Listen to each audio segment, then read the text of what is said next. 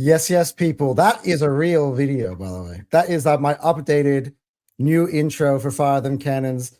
The old one had a year to run, and now we're the champions. So that had to be celebrated and marked.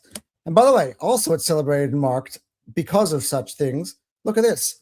I got both FTC co-hosts right here. Jake and Cal is back in the building with you to preview yet another opportunity for us to go ahead and lift major silverware. Only 1 week after doing so, getting the big one done. Welcome along. This is the preview, special Champions League preview of Arsenal against PSG. Yo, Jake, Cal, how's it going, my boys? Fantastic. Good. Very good. I'm not gonna lie, dude. Like watching that updated intro and then just seeing the trophy lift, still getting emotional about that. I'm not gonna lie. Like that trophy lift, man. Nah, I was just watching that and I'm like, I still can't believe it. I still can't believe we did it. Still tear up a little bit sometimes. Every single damn time I tear up. Like I was going back to watch All or Nothing. Sandeep.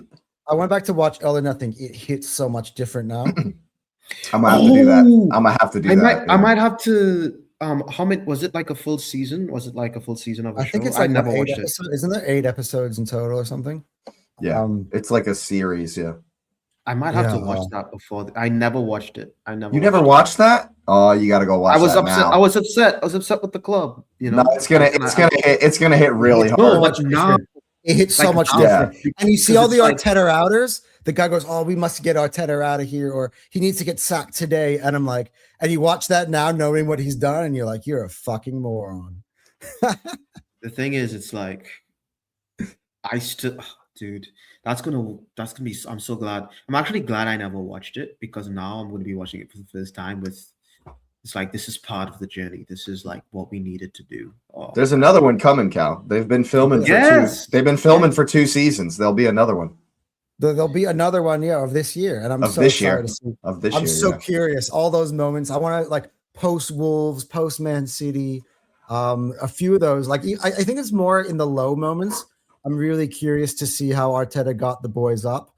Like, and apparently there was like a players only meeting in there. I hope they have that included. All that stuff. The one where Norgard gets up and there's certain things that they were talking about that they would say we're not going to tell you now because we're not sure. Like I feel like it got pretty spicy. I feel like it got like pretty bad. Well, there are times in that All or Nothing documentary that were pretty like after we lost to Forest in the FA Cup. That first episode though was fucking depressing. Losing when we lost to Forest in the FA Cup, bro. I actually, the thing is, I remember those games and I've lived those games, and still going back to it, I still get pissed off. Like, it boils my blood. We were so shit in competitions, man. The Man City 5-0 game. I'm like, oh my god. Some of the stuff they show hits home hard, but it's gonna hit different in that new one, and it's gonna feel so much better knowing that at the end of it, that trophy lift will be in there. So. Yeah. Anyway, morning Sandeep. Look at this. He's off. He's off to Budapest. Dude. He goes, big up you guys. Big up to you. And hope we give you your entertainment while you're waiting at the gate. Are we going to man mark Maradona? Well, we'll get into that, of course. Here's the strategy. Arteta's phoned me personally. I'm gonna be in his pocket, just dragging him down, just holding him down the whole time. No one's gonna see me. No, I'm just kidding. Before we begin, because I've got the 3 of us in here and we've been waiting for so long to finally win that Prem so we can say some stuff with chest, I want to hear your one shameless take that now is factual that rivals will not like. I'll let Cal stew on that for a second because I know you want, but I want to start with Jake. Nah, I'm not going to be that shameless. I was gonna say we ran Pep out of the league, but that's a little bit. No, I think let's see what's a good one.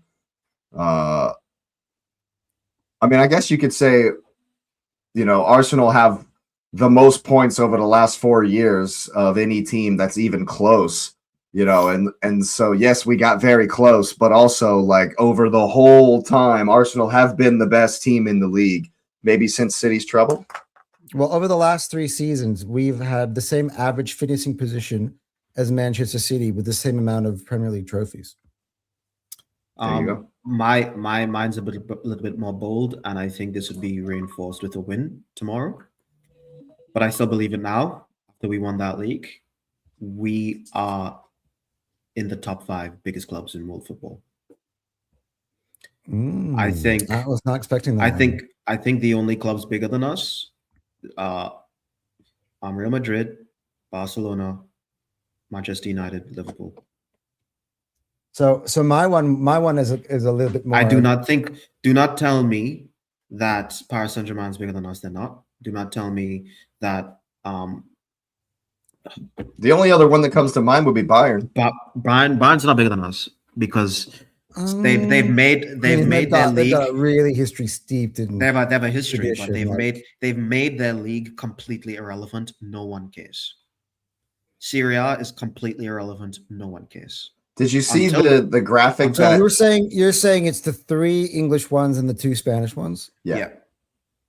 No one watches any of those other games. I don't care what you've done. No one cares. Did you see the graphic that said relegated Premier League teams get paid more than some of those title winners? Sure. In other countries. Inter won the league with 39-year-old Acerbi. Wait. You think Arsenal's a bigger club than Juventus, Inter, or AC Milan? Yes. Right now, yes. Maybe not in the 90s, but yeah. But now I can see it. If you want to do the trophy counting, of course they have more trophies. But in terms of actual relevance, size, revenue, things that people actually care about, like no one cares. No one cares. I mean, look at all the parades around the world after we won the league. No one cares. All around the world. No one cares. I can get behind it. Look, again, London is in the dust. So all the Chelsea fans who are slowly they're in the denial phase at the moment. But as I can see, which is why we must win tomorrow. We must win tomorrow. We have to. We have to. Dude, here's my shameless one, and Liverpool fans are gonna absolutely hate me. But Declan Rice has a greater Premier League legacy than Steven Gerrard. Not yet. What do you mean? Not yet. How many Premier League medals does Steven Gerrard have? He's won the Prem. Declan Rice was BBC Player of the Year in a year that Arsenal won the Prem. I'm sorry. That is not yet. What Declan Rice has to do is continue these performances for the rest of his career and maybe win.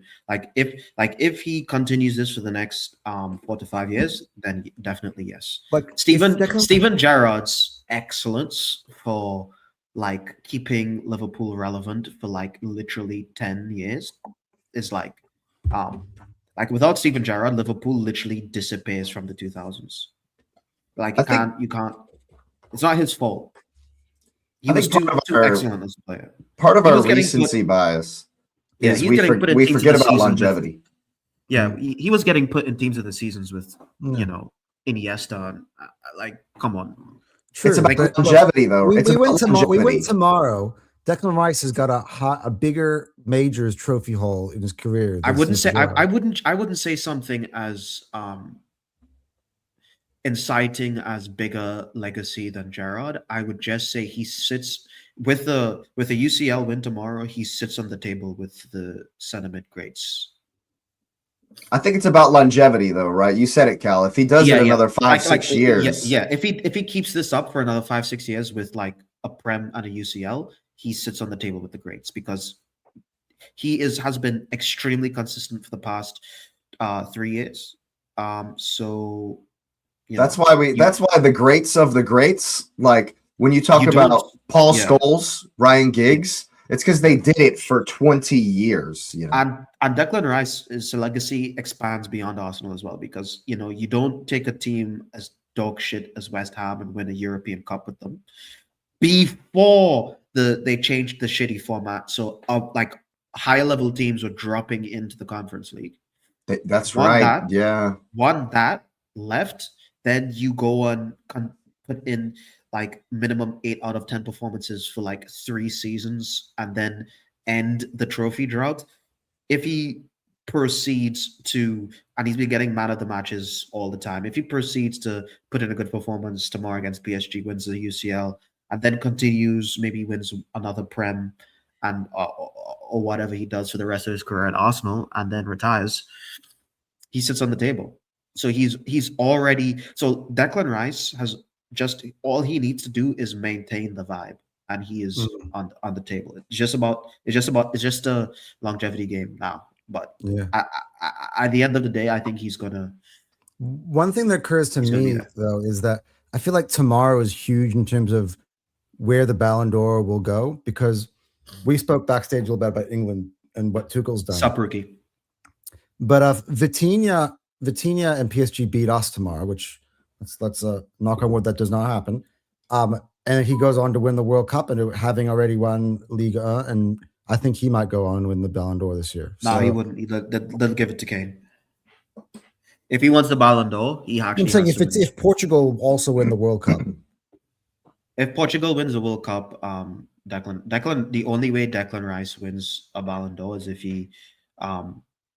Yeah, but I just said Vitinha, Cal, not. Declan you said Vitinha. I'm saying Vitinha. So I'm saying it will play a big role in. What are the odds of Vitinha to get the Ballon d'Or? Is he that high? Long. But he would have all of the credentials. Not playing for the French league. Not for that. You know for a fact the Ballon d'Or, A, is a popularity contest. That's dumb, in my opinion. But B, they like strikers. They like goals. They like ticket sales. They like the guys that get you up out of the seat.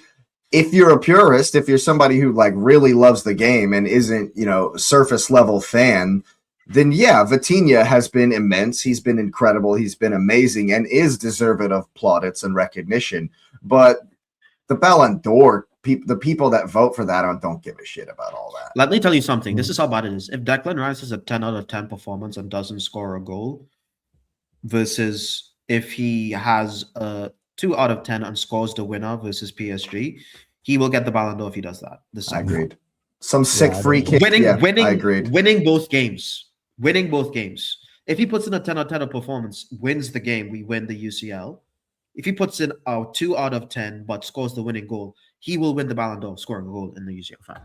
Guaranteed. Yeah, if he has a stinker in the Champions League final, scores the goal that wins, and then has a stinker in the World Cup final, but scores the goal that wins, they'll give it to him. He'll get it. 100%. He'll get it. Like, guaranteed. I hate that. I hate that that's how it works. That's what Ballon d'Or is, though. Yeah. It's not fair. It's not like a real. It's not a real award anymore. Yeah. Let's read out some of the comments before we'll get into TT scoring, getting over 20 goals and 20 assists in the Prem and not getting a Ballon d'Or is actually like kind of. I haven't like cared about the Ballon d'Or since then. Yeah, since Pavel Nedved. Elise and Kane line up the Farmers League. Well, that's a great point, Ken. Like they like talk about Crystal Palace player and Tottenham Hotspur player went to Bundesliga and dominated it.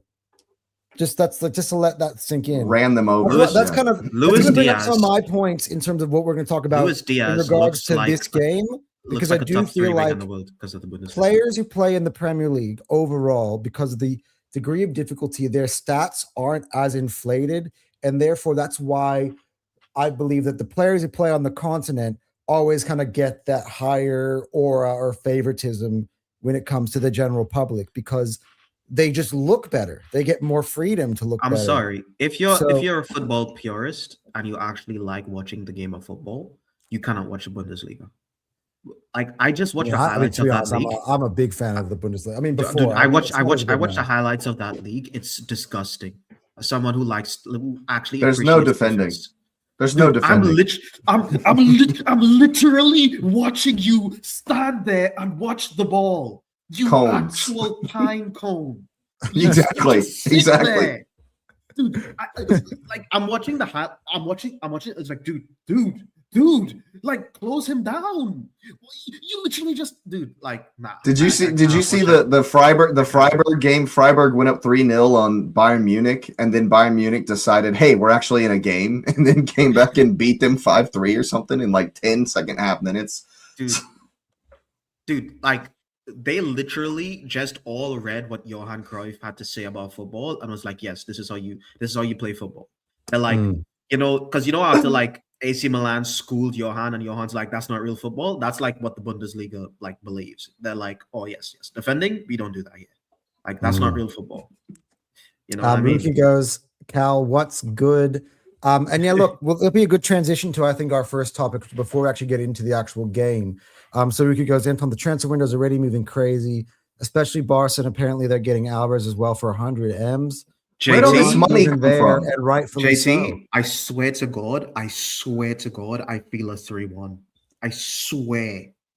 I JT, you misrepresented.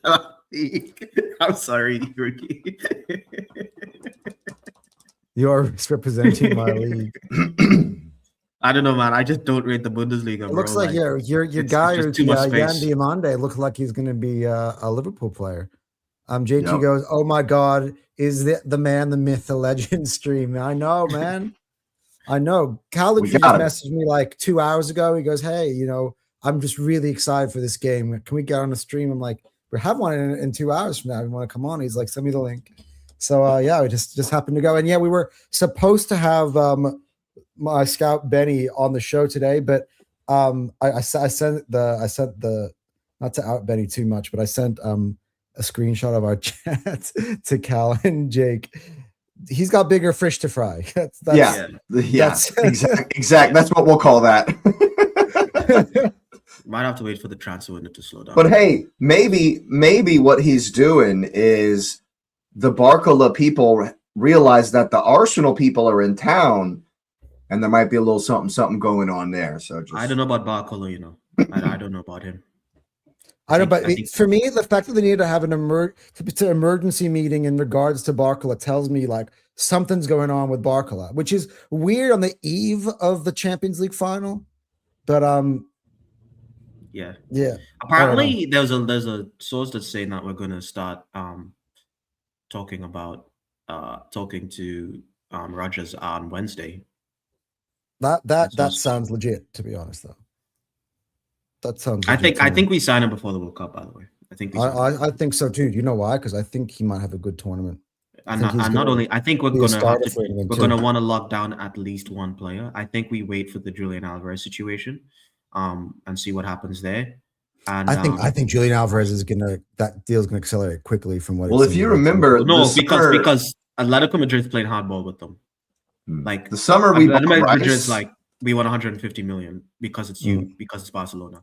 You remember the summer we bought Rice? Havertz was like a week into the transfer window. He came like a week, like it was like June. It was like June 1st that we bought Kai Havertz, right at the beginning of the window. Yeah. The more I think about Rodgers, is the more I like him. I agree. I like Rodgers. I think Rodgers is literally what Eze should have been on the left, but he suits Arteta to the T. Oh yeah, I just have a disclaimer. And I'm going to say this before the final. The final's a one-off. It's their first Champions League final. Arteta might screw the pooch, or the players might screw the pooch, and we might just lose the game. That just happens. So take your shot now, Cal. Most teams, lose one and then they win one. It happens a lot. So I'm going to say this. I'm going to say this based on the season. I'm going to say this based on the past 3 years. Yeah, I agree. For everyone saying they don't want Morgan Rodgers on the left wing because they don't think that they want that type of profile for Arsenal. They want an out-and-out winger. I have a couple of things to say. Good, go for it. Let's start. Do the Morgan Rodgers topic now, and I think first of all, the quality of out-and-out left wingers that's capable to dribble in tight spaces in our league, there's like 3 of them. Kvaratskhelia is one of them. Like Doku is one of them, but Doku's decision making is like ass, except for the last probably couple of months. He's been getting better and better, and you're starting to struggle. Immediately. A lot of these lower level teams. We were just talking about one. Bradley Barcola, I think, can do that.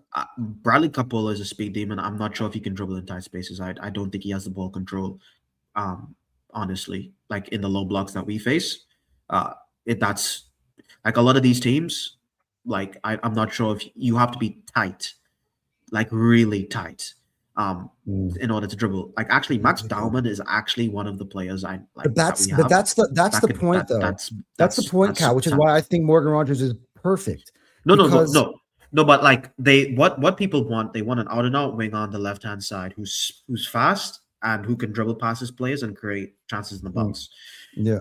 Most wingers, 99% of wingers that's available right now, they do not have the running space playing for Arsenal to do that on a consistent basis. So you're gonna be standing on the ball. You're just gonna be standing on the ball. It's just what's gonna happen. You're just gonna have to be able to pass well, and also Morgan Rogers. He cuts it on the inside. He's decent at dribbling. He's strong. He's 6'2". He is essentially a super strong, powerful, technical midfielder / winger. I think he suits Arteta's system to the T. And he's what Arteta wants. I think at this point in time, we need to really understand that as fans, a lot of us, we didn't know what the fuck we were talking about because we didn't go out there and end Arsenal's 22-year drought. I think we all had ideas. we all had ideas. We all wanted us to play a certain way. At the end of the day, we're not the ones who got it across the line. He stuck to his principles. He wants to play a football a certain way, and it's winning. We have accumulated the most points out of all clubs in the Premier League for the past 3 to 4 seasons, and he's took us across the line. I think we just need to trust him. We need to trust Berta, trust the signings, and if we just continue the philosophy, we will probably just win the league again next season. Yeah. Trying to change everything to suit what you think is good-looking football, you're wrong. You're just wrong. Jake, and what do you? Sorry. So yeah, Jake, what do you think about all this? Like you watch a lot of the other teams around the league. You live stream all of them. You've probably seen Morgan Rogers play many times this season. What were your thoughts when you saw the link? Do you think it's a good fit with us? Like, what are your thoughts? I'm sure you thought about it over the last couple of days since that news sort of started to drop in your timeline. I think it's a very good fit, honestly. If you look at some of the last, and I don't know how long we've been doing this, but maybe the last month or so of games, I noticed that we started. I've seen Trossard do it. I've seen Eze do it. I've even seen Martinelli do it, which is the one that surprised me. Is our left wingers have been very narrow, and have been because we predominantly try to attack down the right side. We try to get the Odegaard Saka link up cooking. Like that's kind of our default mode, And so Arteta has in recent weeks made our left forward, our left winger come narrow, come central a whole lot more. And while I have my, doubts about doing this every single game, if we're going to do that as like our main strategy, Morgan Rogers is perfect. He is the guy that, okay, if you want, he can take a guy on out wide and beat him, but he loves to cut in and hit that curler. And when he has that narrow space to be in, which is kind of what our system is putting our left wingers in, that's where he cooks, absolutely cooks. And so I think what we've been doing recently, he's an absolute perfect fit. And if you look at him and the kind of players that Arteta signs, Arteta loves that versatility. He just loves the versatility. That the fact that if we need him to shoehorn, say, Martinelli, if he sticks around, into the left winger position, he can.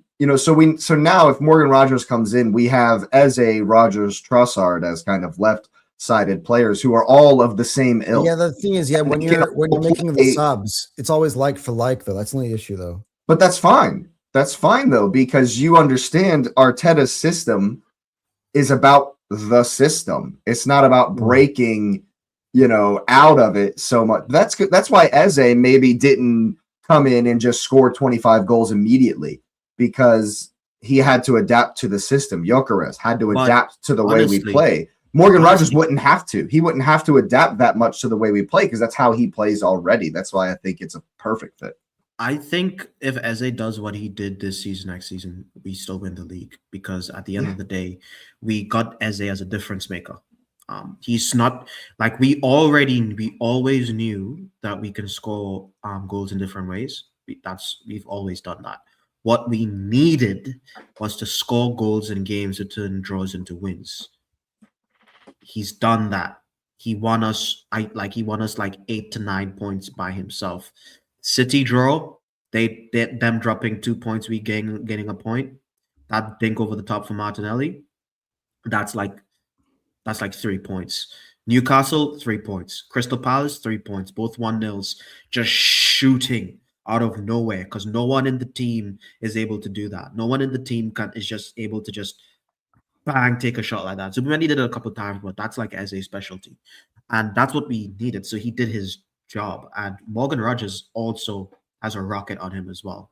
And he's able to shoot outside the box because that's how you're able to break down these low blocks because we're going to continue facing him, guys. Messi doesn't exist in the Prem. We're not going to get a guy to dribble past 3 players and chip the keeper and score it in. It's not. That's not what's going to happen. What's going to happen? We're going to be scoring more set pieces. We're going to be shooting outside the box. We're going to be winning that. That's probably going to win us 20 points next season.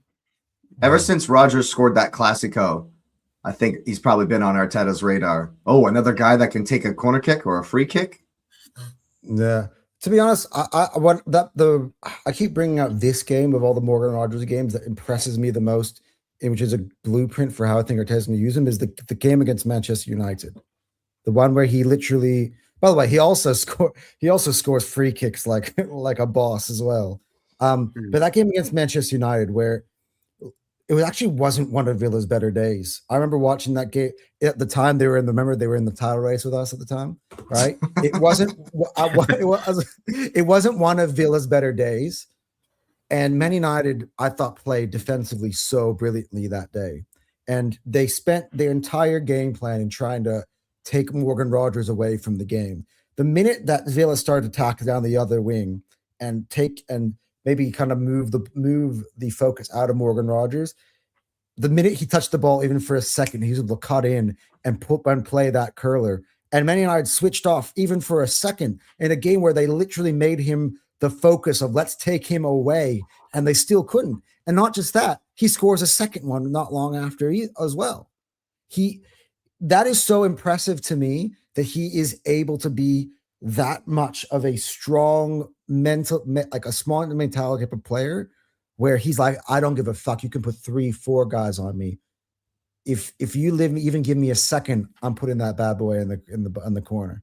Well, think about it this way. Think about it this way too. When you're looking at Arsenal's lineup and you've got Trossard, Gyökeres, Saka, is the opposition defense, all right, we got to make a lot of plans for Trossard this week. Not really. But if it's Rodgers, Gyökeres, Saka, and like you just said, Manchester United, their whole game plan defensively was to stop Rodgers. So now you have, okay, we have to stop Rodgers today, but also we have to stop Saka. So it might spread out the way opposition defenses double team. I thought you put Eze. Our players. You put Eze as your 10. You have to stop Eze too. Eze, Rodgers, Saka, where the defense has to be far more balanced. I'd play Eze, Odegaard, Declan Rice midfield. With Rodgers, Gyökeres, Saka. That's what you were saying yesterday, though. You were saying that's very attacking. That's what very attack minded. That'd be beautiful. What are you going to do? The thing is, we got so many I would just MLS there instead of Odegaard or as a Odegaard. You could put If you Mendy just in tell there, Odegaard, you want to play more defensively. Because if let's say we get Tonali, get Tonali in there, like we would have so many freaking options and ways of winning football games. It would be insane. The thing is, like I would just have Odegaard dictate the play and the tempo. Declan Rice. Yeah, he needs to become an 8 now, or like an 8. Declan Rice like a box defense. To box 8. Declan Rice defense. Calafiori go wild. Yeah, I think Odegaard like just playing as a proper 8 because he just likes playing as an 8. I think he can. I think it'll work. He could. I don't know if he also win in this league with the pressure off his shoulders. He can maybe become more of a 10 like he did, because I'll never forget that West Ham game, what he did in order to open us, in order to help us unlock them. That's what I want from him. Like if he can do that on a more consistent basis, with like they're finished, like Looking at some of Ruki's comments, what makes the shape the dangerous is the profiles you put in, mostly how you maximize it. Ruki's going to explain. He goes, nowadays football is possession mostly 3-2-5 like us, or 2-2-6 at Bayern, 2-3-5 at PSG. These are the common ones. There are some unique shapes like Como or NEC. Big up Como, man. They made the Champions League. Fabregas. Dude, yeah. Just keep stay in the league until we're ready for you, buddy. Yeah, this is sort of kind of what Cal's alluding to, that there are not really many players of that mold.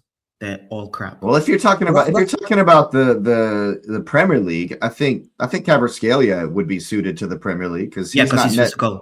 But let's talk about people we can get. Well, I mean, if you're talking about the best left winger around, that's my vote. No, in terms of people JT, we can get. That's fair. I think according to the reports, because as well, we forget there was the Hand of Arsenal report about Micah Götze coming to Arsenal as well. So this is probably your most likely scenario here. Micah Götze as well, though, is kind of that hybrid left winger stroke 10. 12 assists. What? Yeah, 29 GA. He was free. Yeah, bro. He lit it up.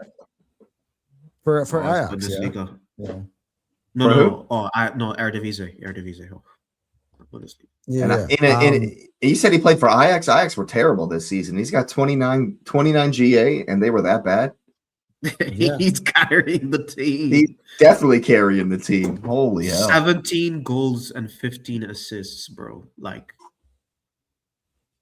that's Rodgers. insane. But the thing is, I don't believe that Arsenal is going to invest that much. If you get Rodgers, you're not probably going to buy a Barcola. No, you're not getting him. This is why JT's comment, I would say, is more on the money, because you can bang out the amount of the huge transfer fee on Rodgers and get a good quality deal with Michael Götze, and they'd probably have a better. We only get Götze if we sell Trossard and Martinelli. If we sell but see, we won't.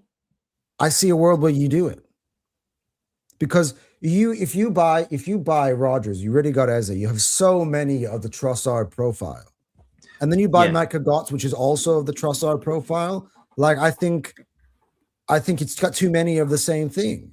I heard we were offering Trossard a year extension. To be honest, this makes Martinelli staying the more likely option, because Martinelli offers you something different than the others.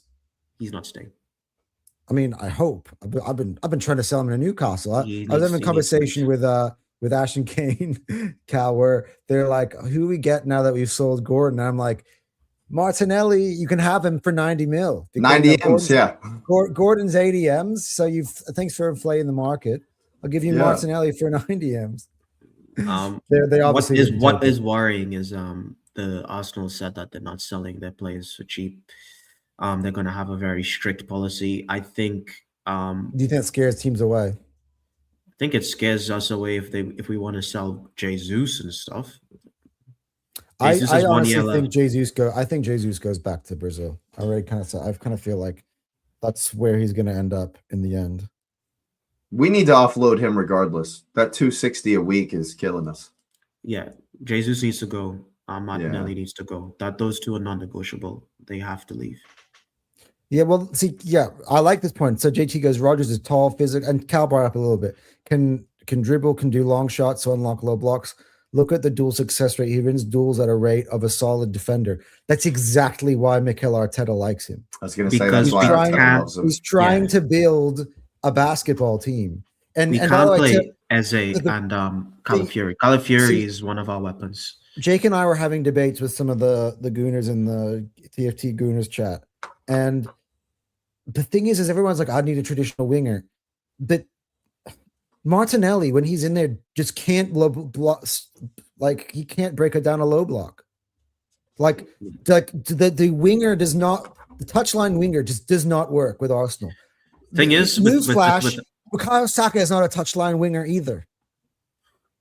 What he can play touchline, he can do that. But you know what I mean. That like he doesn't like try to speed demon his way past defenders. He doesn't. He's very much more cautious and calculated in his approach. You can literally just get a young talent for like 10, 15 million and your fast run. The other part to it is though, by the way, guys, we've got a player who is 16 years old, who is probably the best attacker we have. He just hasn't matured yet. And so eventually you have to create a space for him in this team, because he's gonna, honestly, he's Dauman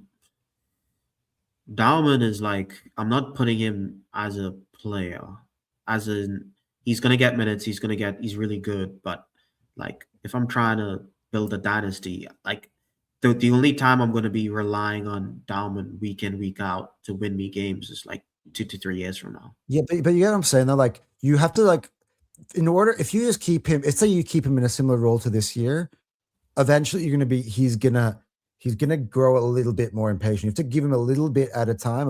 Come on, he's 17, bro. He's 17. He's a child. You're overthinking it so hard. He's a kid, bro. He's a kid. He's literally getting subbed. You don't need to land. I can end this right here. He is literally getting subbed in before Madueke to win games right now. Like at this moment, Arteta is subbing in Max Dauman before he subs in Madueke. He is fine. Yeah. We're not linked to any right wingers. He is 100% fine. That's what I'm saying. That like we're talking about like in the need of touchline wingers. I'm like, Max Dauman is right there. You don't need to be splashing out on. But we're talking about the left. But we're talking about left wingers. No, but I think Max can play all across the board. That's what makes him special. He's 2-footed. He can play on the left as well. He can play down the middle. Too soon, right? Bro. You're doing too much too soon. Too much. Yeah, dude. Like he's a young guy. Let's put him in. Let him get comfortable with one role first, and then he can be the Carabao Cup star next season. See, the way I see it is, I have him next year, just the 17-year-old age, being like penciled in as immediate backup, and then by 18 he can be a starter. Because like Yamal at 18 was a regular starter. What is at 18? Like Saka's going to be what? 24, 29, 25. Saka's still young, man. I'm pretty sure. Is he no, like 24 right now. Saka's only 24 years old. Yeah, right so now. 3 years from now, Saka is literally. Did Saka ever have a birthday? I feel like he's been 24 forever. I think he's 25 now. And let's not forget that we'll have to figure out something to do with Ethan Nwaneri as well. Oh, he's 24. His birthday is the 5th of September. All right. Yeah, he's but by the first month of the season next year, he'll be 25. So Nwaneri isn't making it. No, I don't think he is. I think there's too many mouths. I'm just pointing out that's another body we have to find something to do with. We have to figure out what to do. I think Nwaneri, Nwaneri literally booked in his doom by demanding like to go on loan and stuff to get moments. I think that's which made no sense to me, because I thought after he signed the re-up the new deal after Chelsea made the approach, I thought that was him saying, all right, cool, no, I want to be an Arsenal player. You know what I mean? And then within 6 months, he's like, oh, I want to like he's crying because he wants more minutes, but out here winning chips. And when you could have been here in a championship environment, gaining insane experience. What Max Dauman's learned by just being like a good kid, as like he's a champion, and he had his moment of the season. Nwaneri could have had his moment, but he never did because he wasn't here. Wasn't even there for the trophy lift. Imagine that, like why would you not want to be a part of that? And that's not going to work with Arteta. I think he's not going to be here. I mean, Arteta comes from a position of strength now, right? So, which is different than Arsene Wenger, where Arsene Wenger used to be like, oh, please stay. I need you to stay. And the other player's like, well, I'm going to go somewhere to win some trophies. Where Arteta can go like, oh, you don't want to be here? Cool. Bye. Like, I actually do. You know what I think about, because we're watching the documentary, right? The Aubameyang move changed the stratosphere in that respect for Arteta. The minute he basically was like, I don't even give a shit about Aubameyang. I don't give away we'll give you to him for free, Barcelona. If you're not willing to be part of this system, of this team, and you're not gonna fit in with this culture, and you're gonna do whatever the fuck you want, I don't want you. You know what I mean? And now every single big star is humbled and realize, hey, you know what? I gotta be part of this team system. I gotta buy in, or else my ass can be on the shipyard, just like Oba. And look, Oba 1 year later came back at Chelsea and was absolute flop. Terrible. So, like, I think that was the biggest power move that Arteta ever made, and it Arteta's a changed the culture psychopath. for us forever. He's a psycho. If people don't think that he's going to try and three-peat, they're crazy. And by the way, JT says I personally so I would sell Madueke and give Ethan that role every week. I would, but Ethan doesn't want to play there. Ethan wants to play as a 10. I don't think Arsenal is selling Madueke at this point in time quite. I would literally rip up Madueke's contract. That guy, he's literally the only player that didn't contribute in the run-in. I could think of moments for literally everyone else in 2026 except Madueke. Hey, there was that time where he beat the guy down the right and then scared the corner flag. Oh wait, that was every time. Okay, good.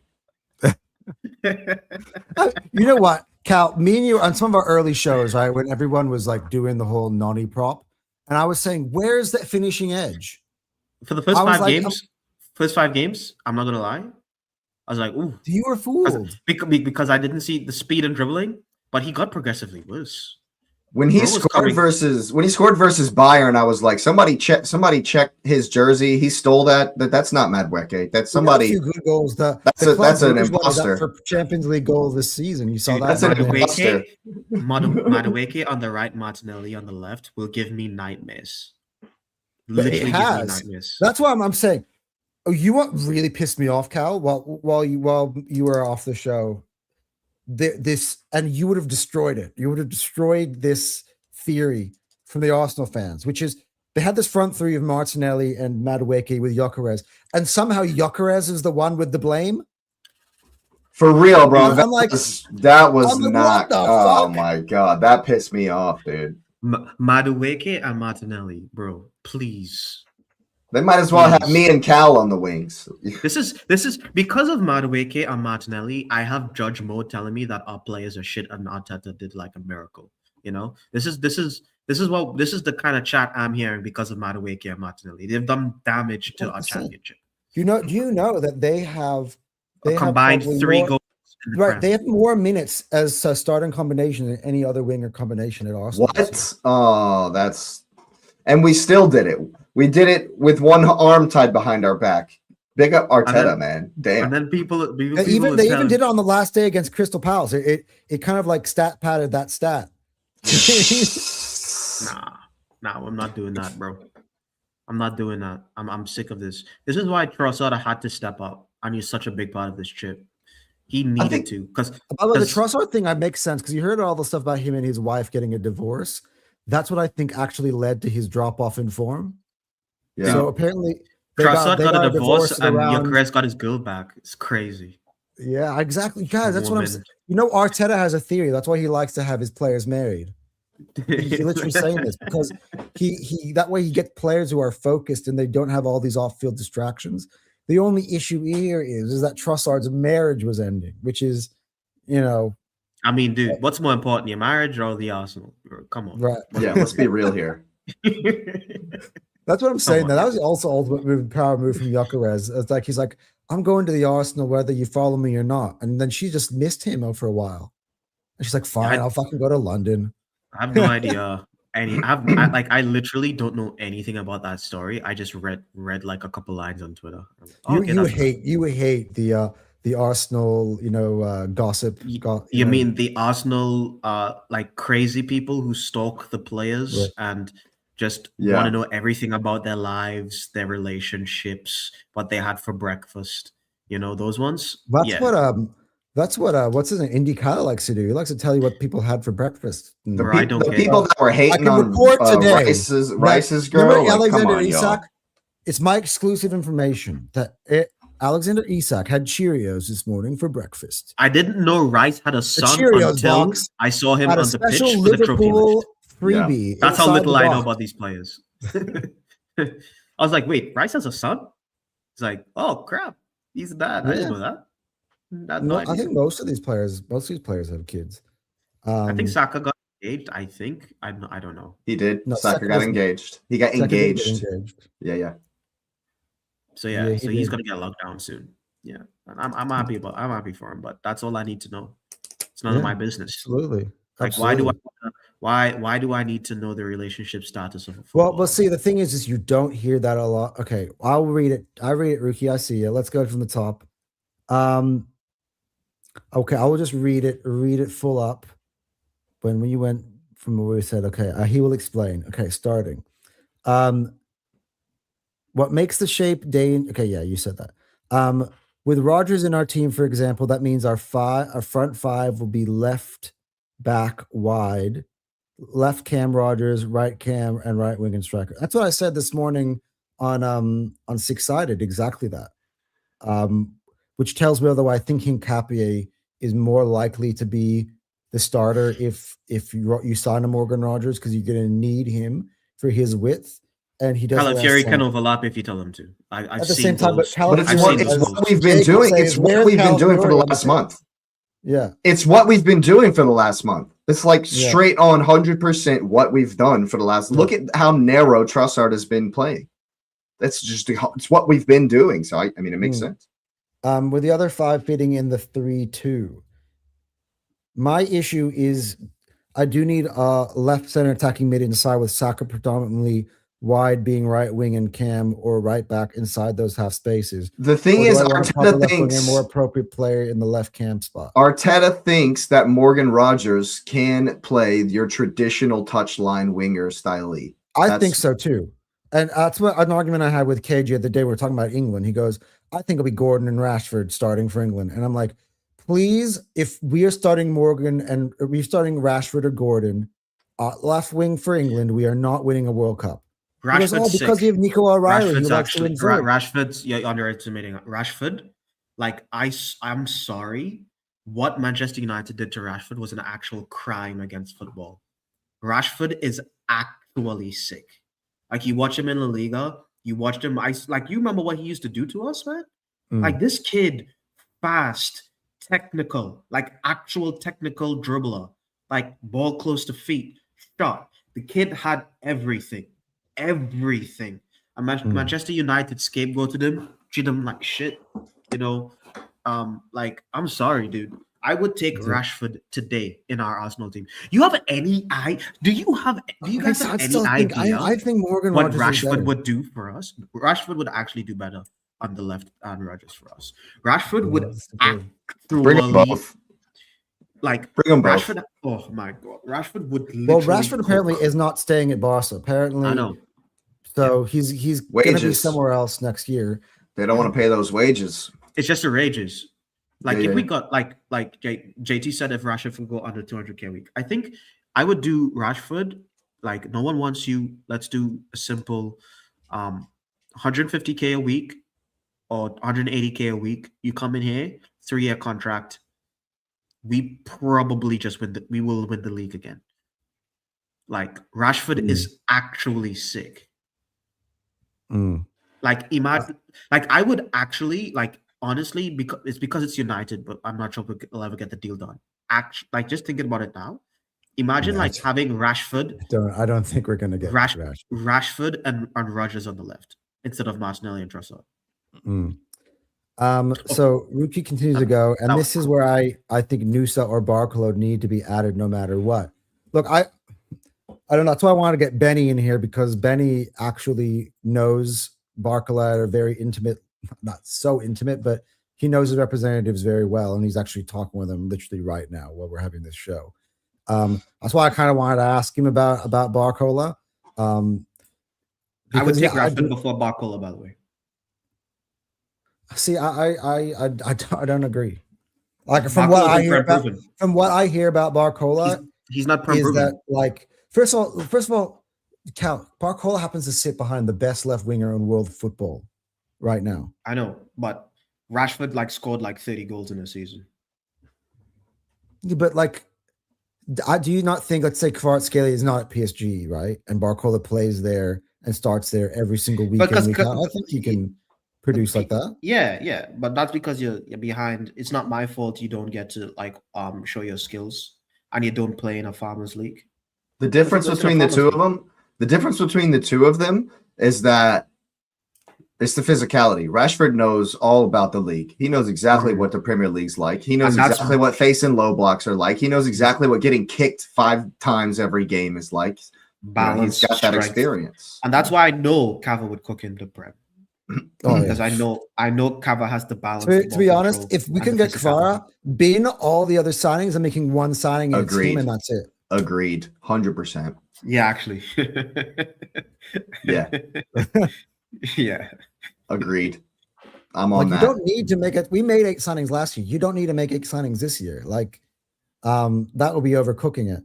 I would just extend Trossard contract, get Kvaratskhelia, and then just we have Gyökeres run back guy. Just do it. Look, sell Jesus, sell Havertz, sell Martinelli, and there's your salary for him. We're doing a Liverpool where we're selling ourselves too short, and then I think we could buy Kava if we beat him in the champs. Let's see. Tomorrow's a big game. I think we can buy Barcola if we beat him in champs. Because that means no one will have any reason to stay at that dusty club. Anymore. I would not rule out they wouldn't be able to beat Barcola, but that would be only if Rodgers doesn't fall through. If doing both. If we lose to PSG, they'll be motivated to try and do a 3-peat. If we beat them, like there's no reason to stay anymore. Yeah, we can tomorrow's game could literally change the landscape of football as we know it. Please change the landscape of football. By the way, I had something to say about how important this win was potentially. Yeah, we'll get into it just a bit. We'll get through the transfer stuff. And literally dangerous, heading down the Liverpool tunnel. Slot literally lost 2 left wingers and decided to keep Gakpo, who wants to predominantly come inside, and signing a second Verts and Ekitike can play left wing, but all narrow, closer to goal. Slot is an absolute he's the snowball. You can't compare us to last season's Liverpool transition because we're not going to be changing like they were. Yeah. Also, last season, let's be honest, Mohamed Salah had statistically the greatest season of any Premier League player of all time. The most big chances created, the most goals, and the most assists scored, contributing to over 70% of Liverpool's entire GA. That's ridiculous. That drop off is how they finished 25 points behind us in the league after that at the end of the season. Like Mohamed Salah's season, anyone, and I was making that argument before Slot was we knew he was dog shit, by the way. I was making arguments that this is Mohamed Salah's title, and Liverpool fans are arguing with me because of that. This was Mohamed Salah's magnum opus, absolutely fantastic player. I think probably the greatest attacking season we'll ever see.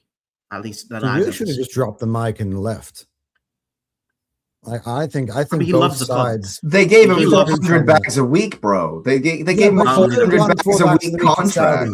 He would have got if he went to Saudi, he would have gotten $1 million a week, dude. That's fine, but also he like you said, he absolutely loves the club. So if he's gonna make stupid, dumb, ridiculous money for a season at a place he loves, a place his family loves, why would you uproot yourself? Yeah, I don't know. I just think sometimes when you're in your 30s, that's when you get your biggest contract. And as a footballer, I think that's a very dangerous move. But also, he just got a huge ass contract. Now they're just taking that money, Jake, and they flush it down the toilet. They literally that's not Salah's problem. That's not Salah's problem. He can go to MLS right now and play with David Beckham in Miami, get a stupid, dumb, ridiculous contract, and make the same money. Playing in the MLS in a retirement league. So. Rookie the money's not the issue for Salah. It's not. Luki says you guys really love to speak on what without asking how. So I will ask, how did slot platform sell us so well last year and not so much this year? Pretty simple. Like last year, slot didn't. In first of all, he had no intentions of implementing his system that he wanted because in the summer they signed Chiesa. By the way, if Liverpool gave Slot the summer that he wanted straight away, Liverpool actually probably would not have won the league because Slot didn't have a summer, literally signed one player.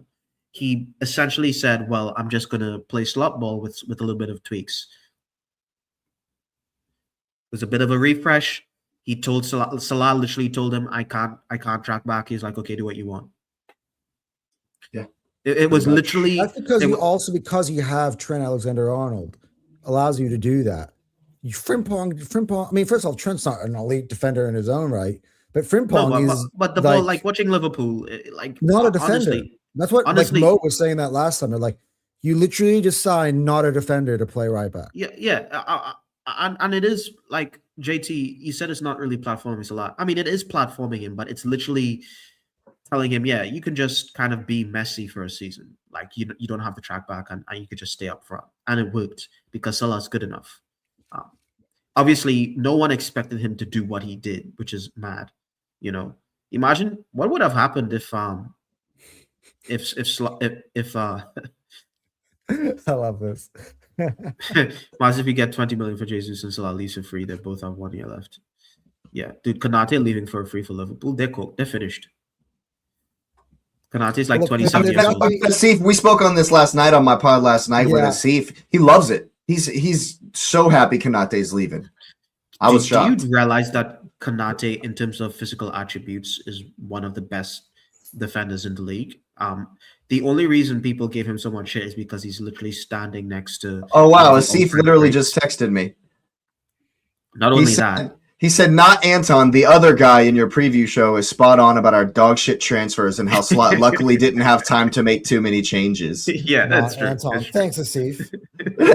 He has you could have said Cal. Not Anton, the other guy. But like the thing is, I would still keep Konate because who like what there isn't really that much out there, and we all know that like defenders usually get better in their late 20s. Konate's young. He's 27, man. All right. Well, let's move on because we've almost spent an hour here without talking about the main event.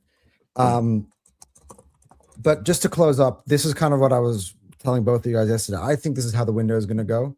I think the 4 players we buy is going to be Morgan Rogers. I think we're going to buy Krupi. I think the Alvarez train is gone. I think his now that Barca have come in and now Atletico have inflated the transfer fee, it would be crazy if then that falls apart and then they sell Alvarez at a cheaper price. I don't think that's happening anymore.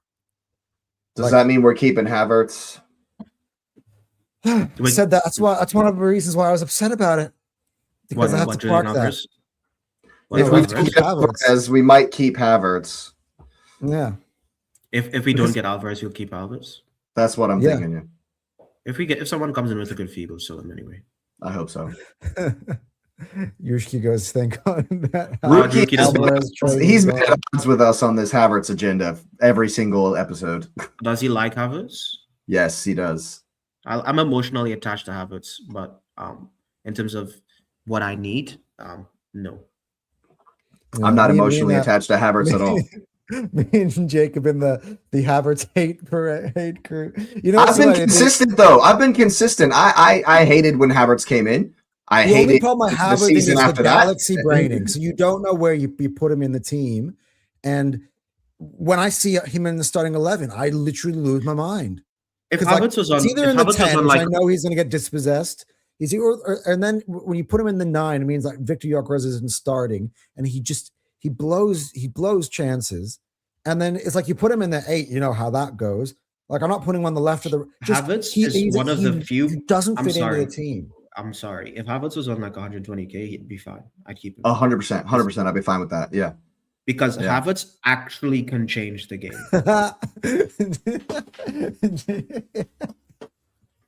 I agree, JT. But I also agree with Rookie. I would take the Ketelare. I'd take the Ketelare over Havertz right now, 100%. Well, correct. Rookie, that's right. Which is why the Galaxy brain annoys me, because this is where Havertz is good. Super sub. He comes on, he'll win you the league. He'll win you the Champions League. I don't know about clutch, bro. He's got 6 Premier League goals. He has is 6 Premier League goals. Okay, well, I get it. He scored the goal that beat Burnley. Okay, that technically won us the league. But Victor fucking Gyökeres scored the goal that beat Everton. He's also got 20 other goals this season. Eze scored the goal that beat Palace. He scored 5 goals against freaking Tottenham. Dude, we have players that can score goals. Havertz has 6 goals this season in the Prem. 6. He's been first of all, he's been injured. Second of all, I will say Gyökeres was injured. Saka was out injured, and he's matched his goal output. I will say this about Havertz and being clutch. It's 50-50. Havertz will score a goal that you don't expect him to score and win a game. He will miss 6 chances and make you want to rip his throat out. Exactly. I watched Havertz last. I love Havertz. I'm emotionally attached to the guy now. Actually, look, we improved on Havertz. We have improved on Havertz. But everybody wants to go back to it. Gyökeres is a massive improvement on Kai Havertz. What were we missing? What were we missing last season?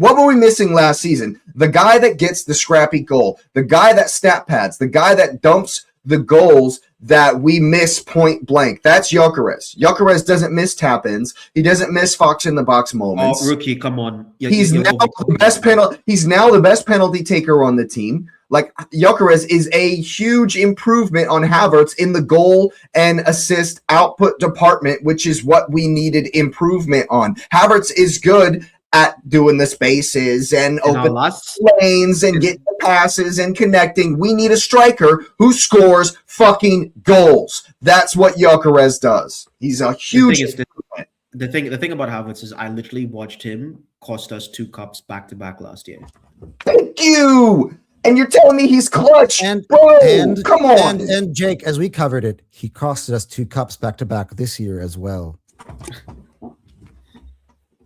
Yeah, Mic drop. Like if Havertz starts tomorrow, if I see with the equipment, all right. If I see Havertz as a striker and Zubimendi as a right back tomorrow, I'll be pissed. I might actually break everything in I'll be mad. That's why I can't do a watch along, because I'll break stuff. I can't. I don't. Please. I'm gonna be. Gyökeres has to start tomorrow. We bought Gyökeres to win the Champions League. By the way, he has to start. All the tacticos have been watching videos this week of how Arsenal, the best way Arsenal would beat PSG.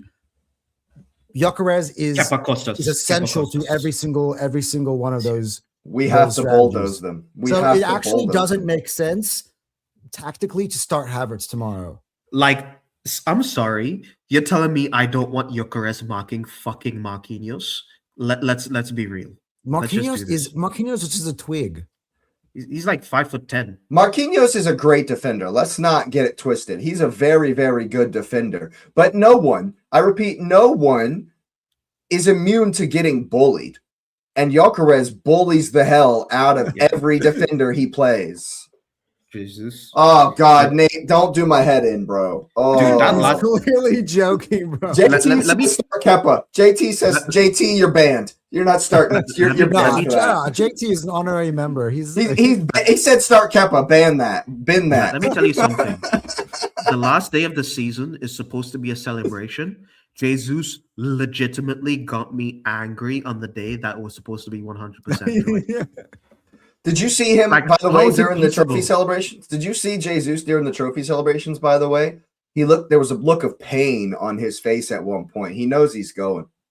Get out of here, bro. He's saying he wants to fight for his spot, bro. Come on, dude. Yeah. Jesus wants to fight for a spot. Yeah, I'll fight for a spot on Arsenal's team as well. Yeah, agreed, Rookie. See, even Rookie's a tactico. Rookie also backs in, and Rookie's been backing up Kai. Rookie's been defending Kai to the hilt. Even he sees it. Honestly, I will lose. I honestly do. Mikel Arteta, if you are watching, I will lose my mind if you start Havertz tomorrow in the Champions League. For real. Do For not real, ruin man. my Champions League final day experience. I'm hearing Kepa and Havertz because they clutch in the Champions League. Like literally seeing that on the timeline, please. Yeah, let's start Norgard too. By the way, Norgard scored in that opening game for Brentford. Max I was Dallman looking up at- I'm top. like, in each of those opening games where we lost, I'm seeing Norgard, I'm seeing Havertz, I'm seeing Jesus dunking on us from the other team. I'm like, damn, Arteta. They even fit in. Nate, I feel like Nate is on all kinds of bro, banter settings today. Stop. Stop it. We're never going to see that again. Nate's going to open up the can of worms of the. I said maybe you put Zubamendi. Dude, like, bro, if Zubamendi's at right back, bro, Galaxy Brain 5,000, dude. The fact that every single DM that we ever had on the Arteta has played right back at one point is disgusting. Yeah. He keeps doing this. Yeah. He keeps doing like, dude, it's not gonna stop hit. it. I'm sorry. Stop it. Nani would actually be a better left back. Hey, don't be making fun of my red cap. Don't be making fun of my red cap. It's the Arsenal cap. It's official. It's not a what's the Trump one? It's not the. It's not a MAGA hat. No. It's a make Arsenal great again hat. Okay. Honestly, what's the difference between Nani and Jeremy Frimpong? Not much. I mean, one is meant to be a right back. I think honestly the real difference is that Frimpong is like shorter. Is Frimpong faster than Madueke? Or the yes, same yes. Frimpong is miles faster than Madueke for sure. We could probably do with the Frimpong. Frimpong on the left wing is of Martinelli. But see, Frimpong was so used to Xabi Alonso's system that now he is a wing back. He's not a winger and he's not a left back. He is a wing back now. That's like what he is now. And imagine buying Jeremy. Imagine buying Jeremy Frimpong to play possession football. Slot is an absolute loser, bro. Saka, right? Yeah, Saka's gonna play right wing back. All right. Anyway, with all this talk of who's going to play tomorrow, it's a great transition to our. My starting 11 is probably going to piss you guys off. Second part of this show, to the title part of this show, what we're all here to talk about.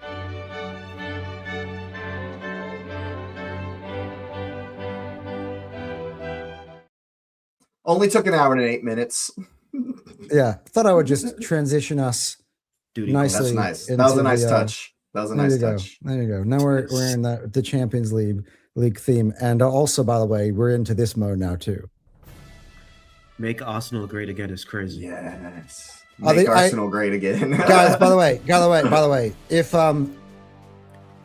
I hit the upset alert button, it means we're European champions, right? I mean, technically, based on Big Up Sports Bet, based on their odds, yes. So, do Sportsbet actually has Arsenal's favorites? No. Okay, so he's saying he would upset alert because we're technically underdogs. The line, guys. Let me explain the line, and this only applies to those betting in Australia. So obviously, all your bookies are worked in different ways. So there are two different options. There's an option where you basically bet the straight up like we've been doing the whole year, which is one team wins, the other team wins, or a draw. A draw essentially means is that you've said the game is going beyond 90 minutes and extra time. Once you hit 90 minutes and it goes to extra time, you cash out. Doesn't matter who is the champion at the end. Draw means after 90 minutes, not after 120. I've looked it up. It's after 100, right, Jake? It's after 90 minutes. It's after 90. You have to be very, very precise with the way you bet on this because there are different lines for Arsenal to lift the trophy and for, if you say Arsenal to win, it's only 90 minutes. Be very, very careful with the way you bet this because if you just pick straight up Arsenal money line, that does not include extra time. And if it's a draw, you lose. If it goes to extra time, you lose. Price goes in here, Jake. Gotta be careful. Be careful. PSG 168 is outright, which means that if PSG win, even extra time included. So if you are picking PSG to win after extra time, you get the 168 line. And if you're going to go for Arsenal win after extra time, it's the 215 line. The 230 and the 310 is why it's in 90 minutes. Why, by the way, it's a bigger payout because obviously going, you get the more time you got, the less The lower the payout odds you're will going to be. receive. Yeah. Right. So that's kind of how you break it down. It's 230 PSG. They're the favorites to win in the 90. 310 for Arsenal to win in the 90. So that way, I do not want to be blamed for anybody's betting mishaps. So what we made it very, very clear. Honestly, on knockout games, I just take the hit on knockout games. I take the odds hit. I've just bet Arsenal to win it all. In however, extra time, pins, doesn't matter. My bet was Arsenal to lift the trophy. That was So I don't think this goes to extra time. Just take the hit. Draw at 3:30 all day long, which means that I'm just waiting for the 90 to finish up, and that means at that point I'm chill for the last 30 minutes. Of course, obviously I've got Arsenal. Fuck off. You're not going to be chill if we go to overtime. Nobody's going to be chill if we go to overtime. That is You're not the word I would use. You're not thinking about the odds during the game, bro. Yeah, what'd you make, a $7 bet? Like, no one gives a shit, dude. If we're in overtime in the Champions League final, fuck your bet. Dude, we're literally shitting ourselves. Yeah, bro. Come on. Spamming the group chat. Like, it's... Nah. You know? Yeah, dude. I don't think it goes... I don't think it goes to extra time, by the way. No, I don't think so either. Well, let's talk about PSG. That's why I wanted to have Benny on here, because he's a PSG fan, a PSG scout, so he can tell us more about PSG than just the regular fan. But we'll link up with him at a certain time. But look, PSG have not changed, with the exception of one change, a big one in terms of our perspective. The one change in the line that we played a year ago, obviously, is Donnarumma. The rest of the outfield players, I believe, that start on Saturday will be exactly the ones that start both legs. So we're talking about Mendes, Hakimi, Pacho, Marquinhos, Neves, Vitinha. I think it'll be Ruiz, and then you're going to have, obviously, Kvaratskhelia, Dembele, and Doué. That, I believe, would be the 11 for PSG. Would you guys agree with that? So I just looked up like their injury update or whatever. Also, the Zaire Emery could be. Hakimi's fine. Dembele's fine. Yeah, Zaire Emery is there as well. They'll all be there. Their whole. Do you think Zaire Emery starts? They're all fit. So, according to the London Evening Standard, their predicted 11 has Zaire Emery in it over Hakimi. Because Hakimi's still a doubt. Oh.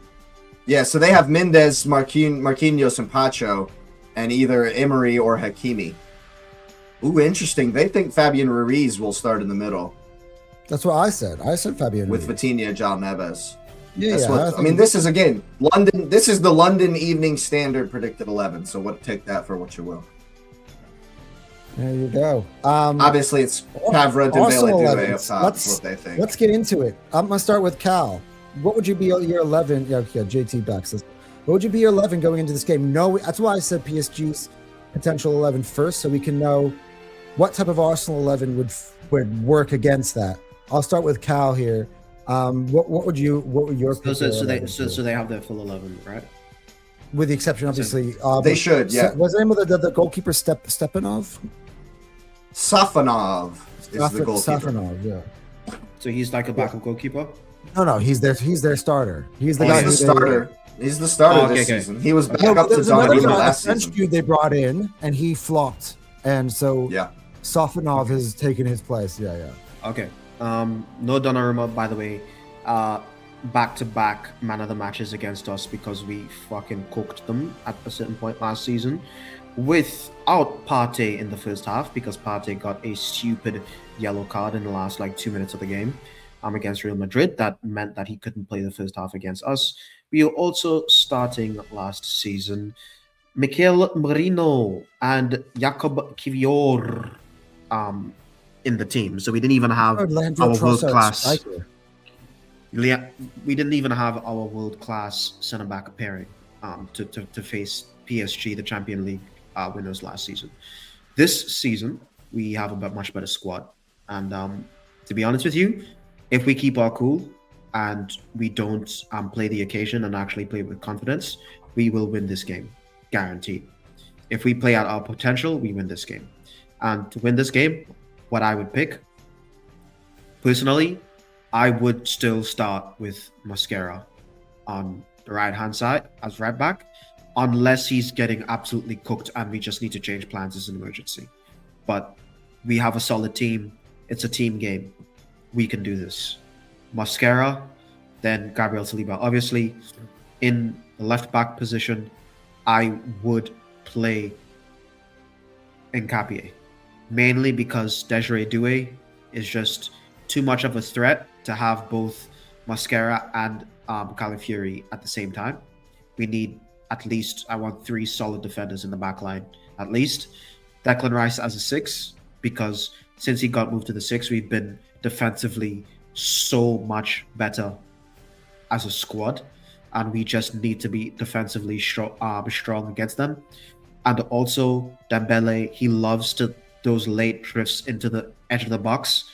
That always happens. Desiree Doué, Kvaratskhelia, they love dribbling the touchline, crossing it back into those areas, so Dembele can have like an easy shot. Declan Rice will be able to cover those spots and stop those from happening. So I want Declan Rice as a 6. Also, I want to go more attacking. I love MLS. I don't think it's a game for him to start. I'm willing to bet it all on my captain, Martin Odegaard. I want Martin Odegaard starting this game. I think he's just lifted the Premier League trophy. He has something to prove. I think he's probably going to step up. I remember saying this again for the Carabao Cup final, and that didn't happen. Odegaard, you have to have a good performance as the captain of our football club. I need to see what you did against West Ham throughout 90 minutes in this game. I also will play Eze as a cam, left 8, mainly because I want Odegaard to dictate play. Odegaard's very good at pressing, so I would love him to press, and I love him to dictate play. And he's also good at threading the ball. I want Eze as more of an attacker. I want him in that midfield. I need Trossard on that left-hand side. It's just so obvious. He's on form. He has something to prove. I also, obviously, Saka, and come on, Victor Gyökeres up front. I will take your lineup because that's got my death squad in it in some way, shape, or form. I'm there with you, my buddy. I love it. Jake, what about you, man? I think it's all, as far as what Arteta's going to pick, it's going to depend on what he thinks Enrique's going to do.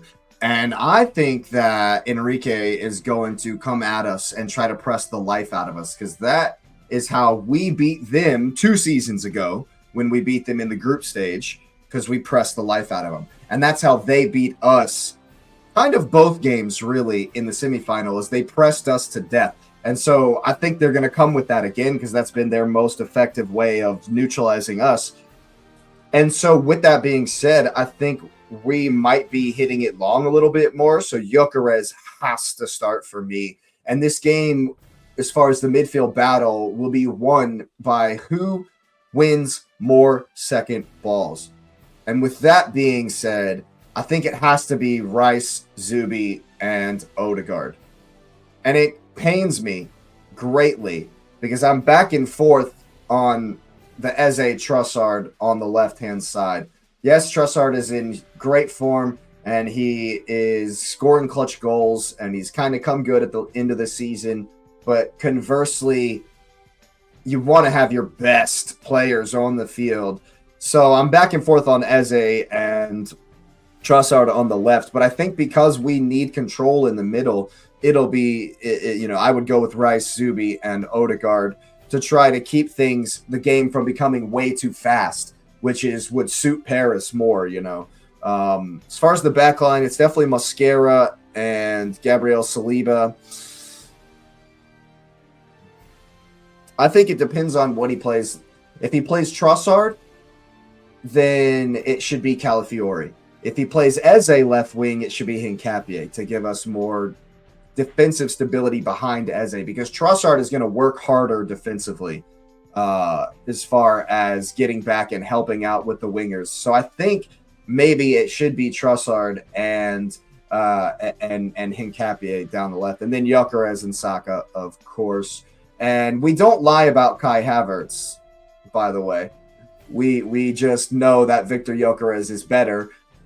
Havertz did start the cup final versus Manchester City, and we were absolutely terrible. We had no control.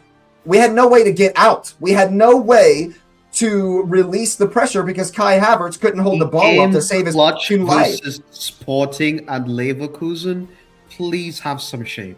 Yes, thank you. Cal says he's got emotionally attached to Kai.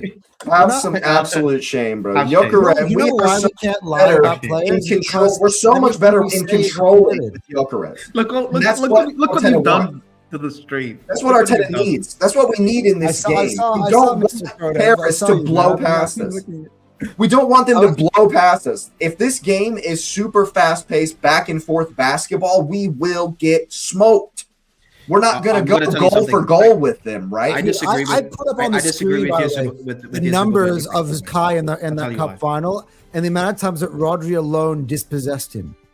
How many was control? I forgot the number again. It was somewhere in the double digit. Zubamendi has been getting absolutely shit on when pressed in the last couple, like for the second half of the season. That's why he does those missed passes. Even when he came on as a right back in the last game of the season, he misplaces passes. That's fine. That's fine. And actually, he's got to find himself a best friend here. I'll have no problem if MLS is in there instead of Zubamendi. Yeah, I'll have no problem with that. Yeah. I wouldn't have a problem with it either. Yeah. Look, to be honest, that's why it comes back to this Kai thing, right? Well, MLS had a great game against Paris in the semifinal. That's the one player, if I see him in 11, that's going to drive me nuts and ruin my mood. It's not an agenda thing. What is your striker supposed to do? Somebody tell me what a striker is supposed to do. Will somebody tell me why you buy strikers? Why there's somebody in the striker role? Can somebody please explain to me what a striker is supposed to do? Hour of the show. I don't know why. Morgan Rogers you get and Eze, and why that would be a great combination. And Saka. We didn't even talk about Havertz that entire time. That illustrates to you, and we have a trust. That illustrates to you that you don't need Havertz to do that. You have enough creators that can get Gyökeres the ball, and I need someone in the box to finish. Dude, Jake literally starts to sound black when he's angry. You said that, it sounded like, you remember in The Incredibles, honey, where is my super suit? He's like, can somebody please tell me what happened? Explain to me what the striker is for, bro. The chat versus the panel. Exactly. And this year he hasn't even been fit. He's definitely a great option. That last part, I agree. From the bench, he's a great option from the bench. You don't. Okay, this is a baseball analogy. You don't need to be the starting pitcher. You can be the closer. Yeah. I think if we need the people versus Kai Havertz. Yeah, the people versus Kai. Oh man, dude. Why are we having to defend? Okay, Mr. Prodev, I will make this one simple because our winger numbers have been dominated by Martinelli and Madueke. Look at they have played more minutes at wing as a combination than any other combination. By the way, the combination of Saka and Trossard with Gyökeres up front has a 92% win percentage. Boom. I'm sorry. Guys, we won the league. It was amazing. Madueke and Martinelli is a crime against humanity. We please.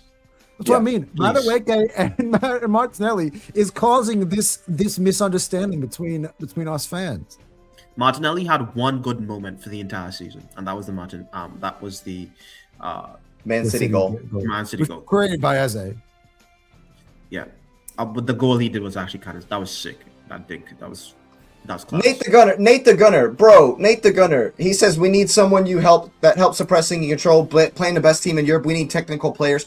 Dude, Gyökeres presses the life out of people. He absolutely works his ass off the whole time he's on there. He gives central defenders nightmares. His hold-up play, I don't know what people are watching. His hold-up play is miles better than Kyle Havertz. Miles better than Havertz. Dude, when he came in versus Burnley, when everybody was saying, I didn't think we looked nervous, but everybody says that Arsenal looked nervous or whatever. When he came in, versus Burnley, we immediately got up the pitch. We immediately held up the ball better. When he won that throw in late, absolutely nothing. Well. I celebrated like we'd scored a goal because I understand how important it is. That is what we are going to need. We are going to need the ability to get ourselves out of the pressure that Paris are going to put on us. They're going to come wave after wave after wave after wave, and we need to be able to break out of that like we weren't able to do versus Man City in the Carabao Cup final. They smothered us because Kai Havertz couldn't hold the ball up. Yeah. It's simple. And they're going to have spells, guys. They're going to have like 10 minutes, 15-minute spells where we're pinned in. We need the out ball. We just need it. As soon as Eucharist comes up, that relieves. You have no idea how we need our defense to breathe. Breathe. We need that, people. We need it. And also, Martinelli is a super sub. One of our worst takes is Lenga in disguise. He's a Lenga in disguise. I gotta give Jake his props here, right? One of our worst takes of the season is that little 2-week spell where we got carried away and we thought that Havertz was the answer to unlocking Gyökeres, right? And we were already writing the obituary of Martin Odegaard, but we don't need Martin Odegaard anymore. We've got Kai Havertz, and Jake was losing his mind. I gotta say, Jake, you won that. You won that, and I'm not even gonna bite back at It's not a win. That's not a win. It's not a win. That's not a win for me. It was obvious. It was there for everyone to say. That's not a win. That just is what it is. Yeah, that's what I mean. I haven't been hating on him the whole year. There are times where I was really. Havertz is a super sub. Yeah, he's Mariano Rivera. Rookie, we're not talking about Kai starting every game either. Rookie, we're talking about him starting tomorrow. Please, God, no. No, like Martinelli's a super sub against. But if Pacho and Marquinhos see Havertz in the 11, they're like, oh yeah, Havertz inspires confidence. Havertz inspires confidence in the opposition. Burnley inspired. He inspired. I know he scored a header, which gets the. That gets the glazing because he's able to rise above everybody. Like Gabriel hasn't done that multiple times this season. Like, I'm not going to downplay that goal. I'm not going to downplay it. I'm not going to downplay it. Big ups, and I'll love him forever for scoring that goal, of course. Yeah. But that doesn't make him better than Gyökeres. He's not better than Gyökeres, but Kai Havertz is I love Kai. He's Arsenal. That's fine. I'm fine with him staying. We have to start Gyökeres tomorrow. That's my whole agenda. That's the whole reason I have an agenda is we are better when Gyökeres is in the team. Simple as. And by the way, I know you say that Kai is more technical than Gyökeres. We're not going to out-tech PSG people. Exactly. For sure we're not. Rookie, I apologize for this 2-3 times already. I apologize, all right?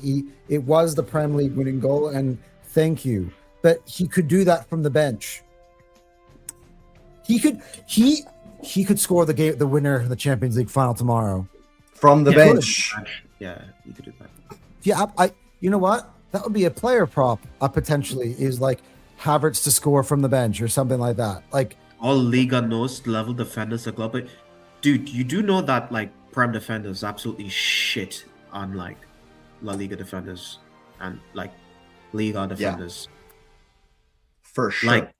The lads in England. Why do you think Senesi went to Paris? Why do you think Huijsen? These are Bournemouth players, people. Bournemouth players. Big up Bournemouth, no offense, but Huijsen just went to Real Madrid. What's his name? Senesi went to Paris last season? The Ukrainian guy. You mean Senesi just went to Spurs?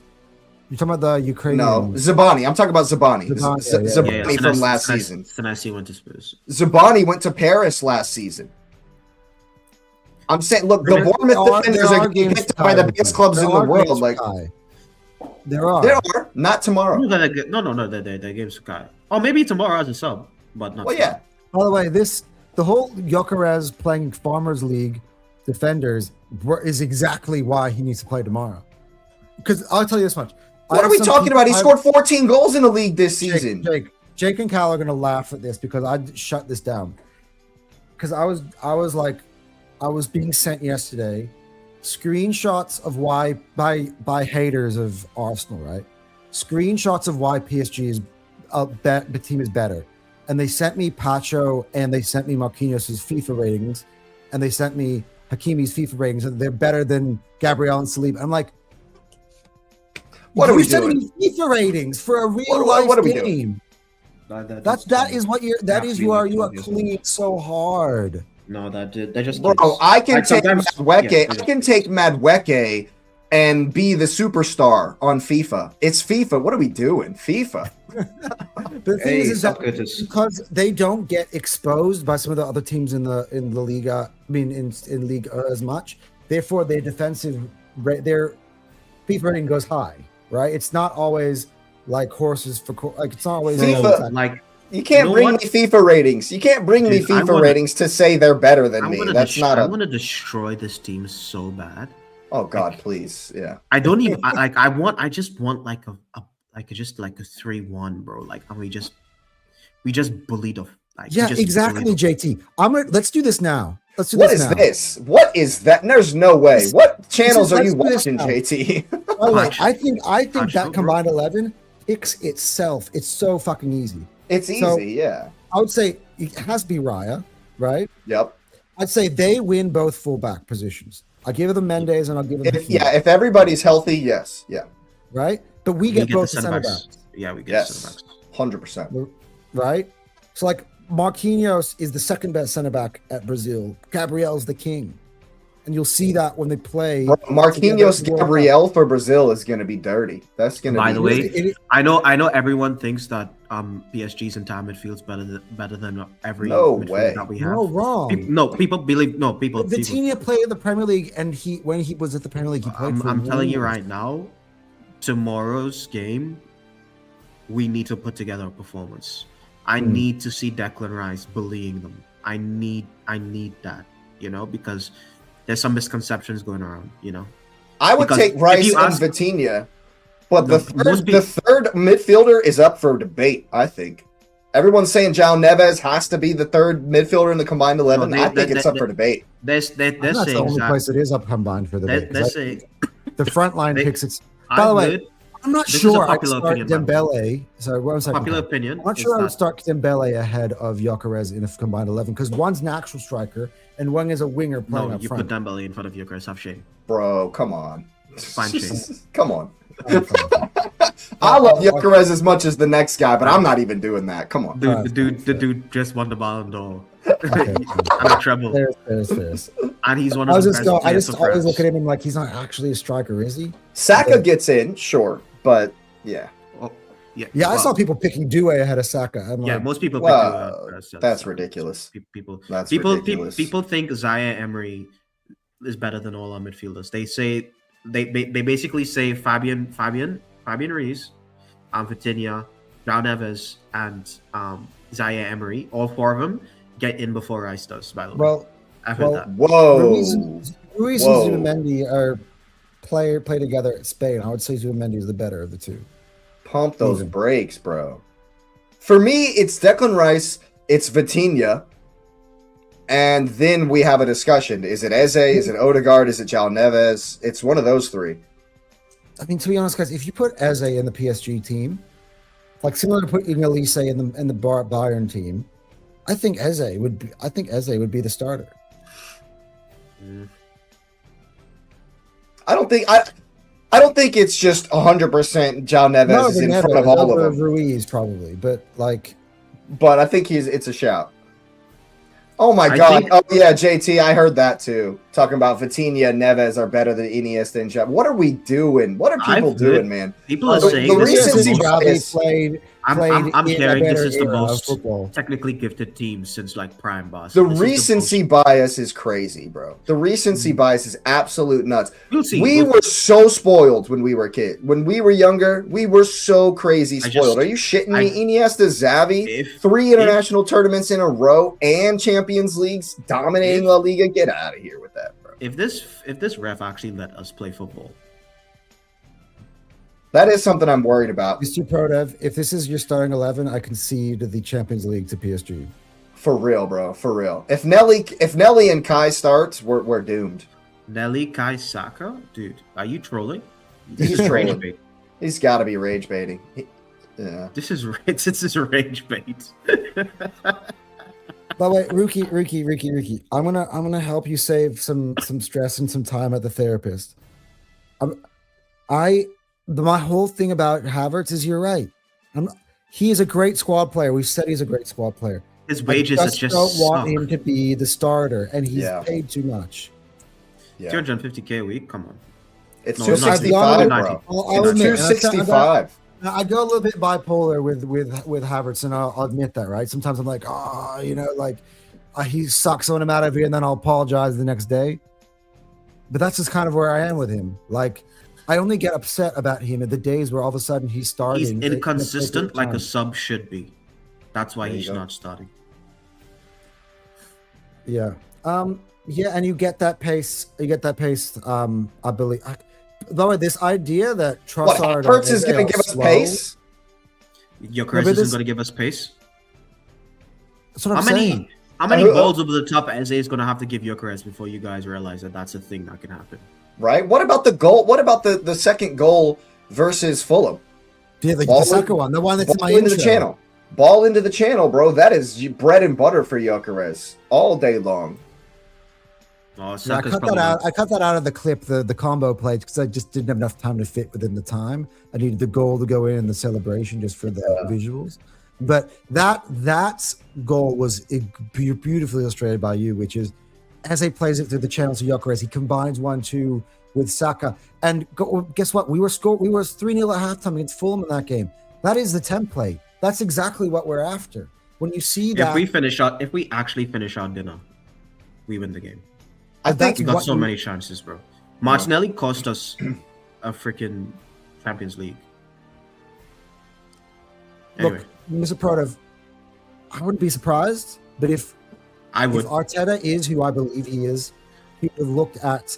He's a madman when it comes to one thing I've learned. Again, he is a madman when it comes to just analyzing the game and looking at the tapes and looking at every different possible situation. Every single analyst I've seen tells me that Gyökeres is the mismatch, is a player who creates a mismatch against this PSG team specifically. And therefore, that's why I think that Arteta is actually going to pick it. So, I just feel like it's 3-1, bro. I inject that in my veins.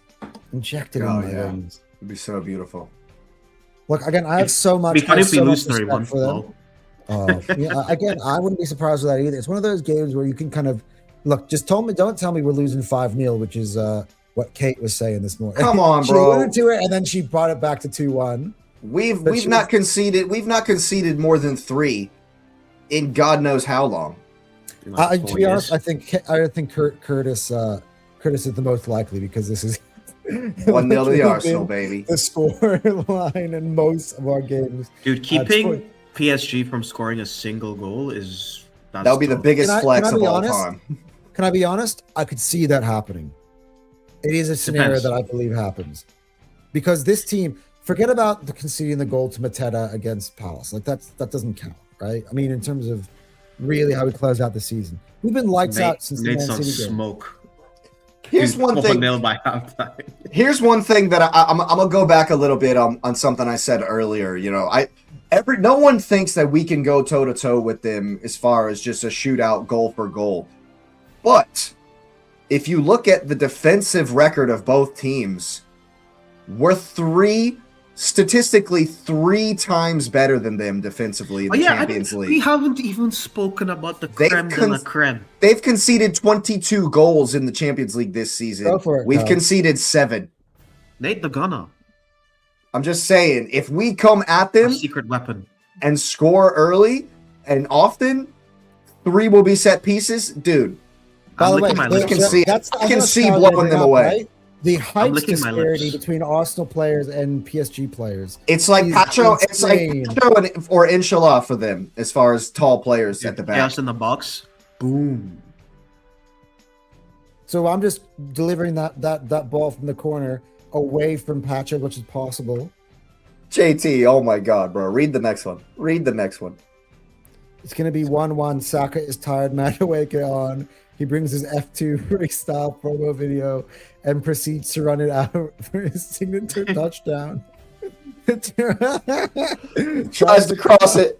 It's a misplaced cross. Nobody sees it, and it just goes in the goal because it's so no. Watch horrible. this. And Havertz gets like a foot And or a head. it comes off, it comes off the crossbar, and Havertz taps it in off his knee. I'd take anything, bro. I'll take it. I'll take that. Dude, I'll take it. I'll take that all day. I'll take a hat trick of own goals. And then we sell Yes. Madueke 60 mil to Bayern. Give it to me. Marquinhos scores all the goals in the game, but it's 3-0 you know to what? the Arsenal. Curtis is I on would sell- smoke right now. By the way, I would actually sell in Madueke for 50 million. my vision, when I close my eyes and see this game, do you know what I see? It's actually not Gabriel. I see us winning from a corner, and I see it somehow being Saliba. He's going to do like this. Big Saliba. I don't know why. Big It's the Willy. French. It's the French thing, like the French player dunking on PSG to win the Champions League. Yeah, bless you, Cal. I don't know why. Yeah. Like when I close my eyes and see how this game goes, I see a corner going in. I see it Saliba for some reason. I just see chaos in the box corner. I see Saka putting it near post goal. JT. Someone said earlier, I don't know if it was Nate or JT or Rookie or whoever, but they said that it's the same referee from the Atleti game where they didn't give us from the away game, the first leg. Oh no! And so there is, I mean, how much are they going to be calling in the box? They're going to be having an eye on our wrestling in the box. Oh, dude, you just ruined that ruins my. I mean, according to someone in the chat just now, yeah. Oh no! So not the second leg, the first leg. You know who I wanted to The see? first leg, the guy that missed the Eze pin and gave the Ben White pin. I wanted Trossard's dad as the referee. Trossard's dad, yeah. He's Arsenal's record with the ref, Trossard's they're good. dad as the ref. I think Trossard's dad is the best ref in the world. Honestly, I think he's great. What's his name? Clermont Terrapin? Something He's like that, French, or is he French? No, he won't be reffing then. Yeah. That's why. Oh, because in my opinion, I think he's the best ref in the world. If they refer, they're probably going to referee in PSG's favor. Yeah, dude. you would expect. So we're not going to be able to be physical. That's Look, gonna at the be same how- time. That's going to be interesting, yeah. The ref from the Atletico game did give us a penalty as well. It was the if it wasn't for the Eze, It was the decision, VAR, actually. It was the VAR that told him. It was the VAR. It was the VAR, and it was Diego Simeone being in It was his face. Simeone screaming in his ear, yeah. Mm. So that's not good either, though, if the crowd is going to be able to influence him, if, you know. But again, we're in neutral territory, so it ain't the same. You know what I mean? Yeah. Yeah, but the Paris Ultras, man, they're going to, we need to match Be their honest. crowd energy. We need to From match what their I'm hearing, crowd by the energy, way, bro. What I'm hearing, by the way, from my friends who are down in Budapest, Arsenal fans are outnumbering PSG fans right Didn't now. Sparks go? Obviously. I think James went. Yeah, Yeah. James. Sparks from Footy Yes, Corner Sparks is TV. From Footy Corner Yeah, TV. yeah. Yeah, he's there. I did a show with him the other day. He was talking about going. Yeah, The only people that. that care about PSG are rivals right now because they're too ahead for them, and people who live in Paris. Yeah, JT says bring back Kalina for the final. Let's do it. Yeah. Bossardino's dad. That's my guy, Clermont Turpin. I think he's the best ref alive right now because he's the only. Like every time I watch him ref a game, there's never any bullshit. Now, anybody's big happy to correct me, but like most of the other refs, I could name you times when he's done something really shady. He's the one that I feel like refs games fairly in like the entire landscape of all of Europe. Guess what? I think they're going to get all the calls, but we're still going to win anyway. Bank it. All right. I think this has just been one of those seasons where you just beat the odds. Yeah. You know. Everyone says, "Oh, we didn't get a red card or a pen this season." Did you know that City also didn't receive any red cards and only conceded one penalty this entire season? Mm. Well, we both should have had more than we both should have had reds that weren't given. So let's not flex that too much. Oh, City way more. Way. Well, Bernardo punched Daniel Ayer in the back of his leg. That should have been a red. And obviously Gabriel headbutted Haaland, so that should have been a red too. Yeah. The one I would look out for here, JT, is Nuno Mendes, because if he gets booked, Saka is going to have a Yeah, field day. let's get Mendes on yellow immediately. Yeah, because I love Elise that. had a great game against Mendes, and so if you get Mendes on a red lights out. If you get Mendes on a yellow, that would really seriously give us an advantage. I think we will only get him on a yellow if Saka stops drifting on the inside and stays touchline. Tries to beat him. Yeah, but Saka's been drifting on the inside a lot recently, so I'm not sure if that happens. Dude, I agree with JT, that. don't even get me started. I can make a video with on 100%. I could make a video on this. Rodri He gets as well. away with murder. He could punch people in the legs. And Just a city effect, man. Yeah, for real. Hopefully goes away without Baldiola. Yeah, I think all right, we've almost gone for 2 hours, so let's put our cards on the table here, guys. I feel like we're gonna have a clean sweep in terms of things going in the favor, but just humor me for a second. Let's use the betting odds, and so if you can say draw, it would be to say that you think the game will finish at 120 minutes, obviously, because that would be kind of where I would go if I was a bettor. I would just, if you think instead of the outright numbers, I would just do draw. That way, that you have a high percentage of winning and you get a bigger payout. I'm gonna start. I'll start. I think Arsenal win 1-0 from a sleeper corner. That's been in my head. I think that advantage that we have in the air over PSG will get them, and I think that Arteta is gonna pull off the ultimate defensive masterclass. Terry said it, and I agree with him 100%. If we get beyond 20 minutes without conceding, which I think is very likely, I think it's very likely. I know they stunned us. They stunned us when they. Okay, that's not what I wanted to hear. Thanks, Cal. What's going to happen? This is what's going to happen because it's Arsenal, and it happens every game, every time. We never do things the easy way. We always have to shit ourselves. So what's going to happen? We're going to concede. We're going to play like absolute dog shit for the first half. It's going to be 1-0. We come out the second half. We score. We score again. It's 2-1 for the rest of the game. And then we finish them off like Bayern. Bango. Love it. Bango agrees. Bango agrees with Bango that. doesn't agree or disagree. That was an agree. He agrees with that. We're gonna be pissed off, shitting ourselves. There's a dog walking down the hallway on the outside of the apartment building. That's what that was, really. Then we'll do something in the second half. That was Kai Havertz walking down the hallway. Because everyone's gonna count us out because it always happens. That's just been the start of the season. We're gonna go down. Everyone's gonna count us out. Everyone's gonna laugh at us, and then we're just gonna win the game anyway. Jake, I was thinking it was gonna be a classic 1-0 to the Arsenal, but as I was listening to you, I'm not gonna be so arrogant as to think that even though we do have the best defense, we're gonna lock out the best attack for the whole game. But we're gonna get it done. I'm going 2-1. I don't know how it's going to go, but I think it's going to be nervy, close. I think it's going to be 2-1. So you guys all have it within the 90? Yes. Yeah. And I think I have it within the 90 as well. For some reason, I don't know. I don't see it going to the whole way. With Donnarumma goal? Yes. If it does, I'd favor us. I'll tell you this much. I think your props for this game. Arsenal, if this goes to the penalty shootout, we're winning. Yeah. Oh, we're winning. We're winning the penalty shootouts. So. Yeah. If we get the penalty shootout, we're winning. Our penalty shoots have been like actually insanely. And this is where Arteta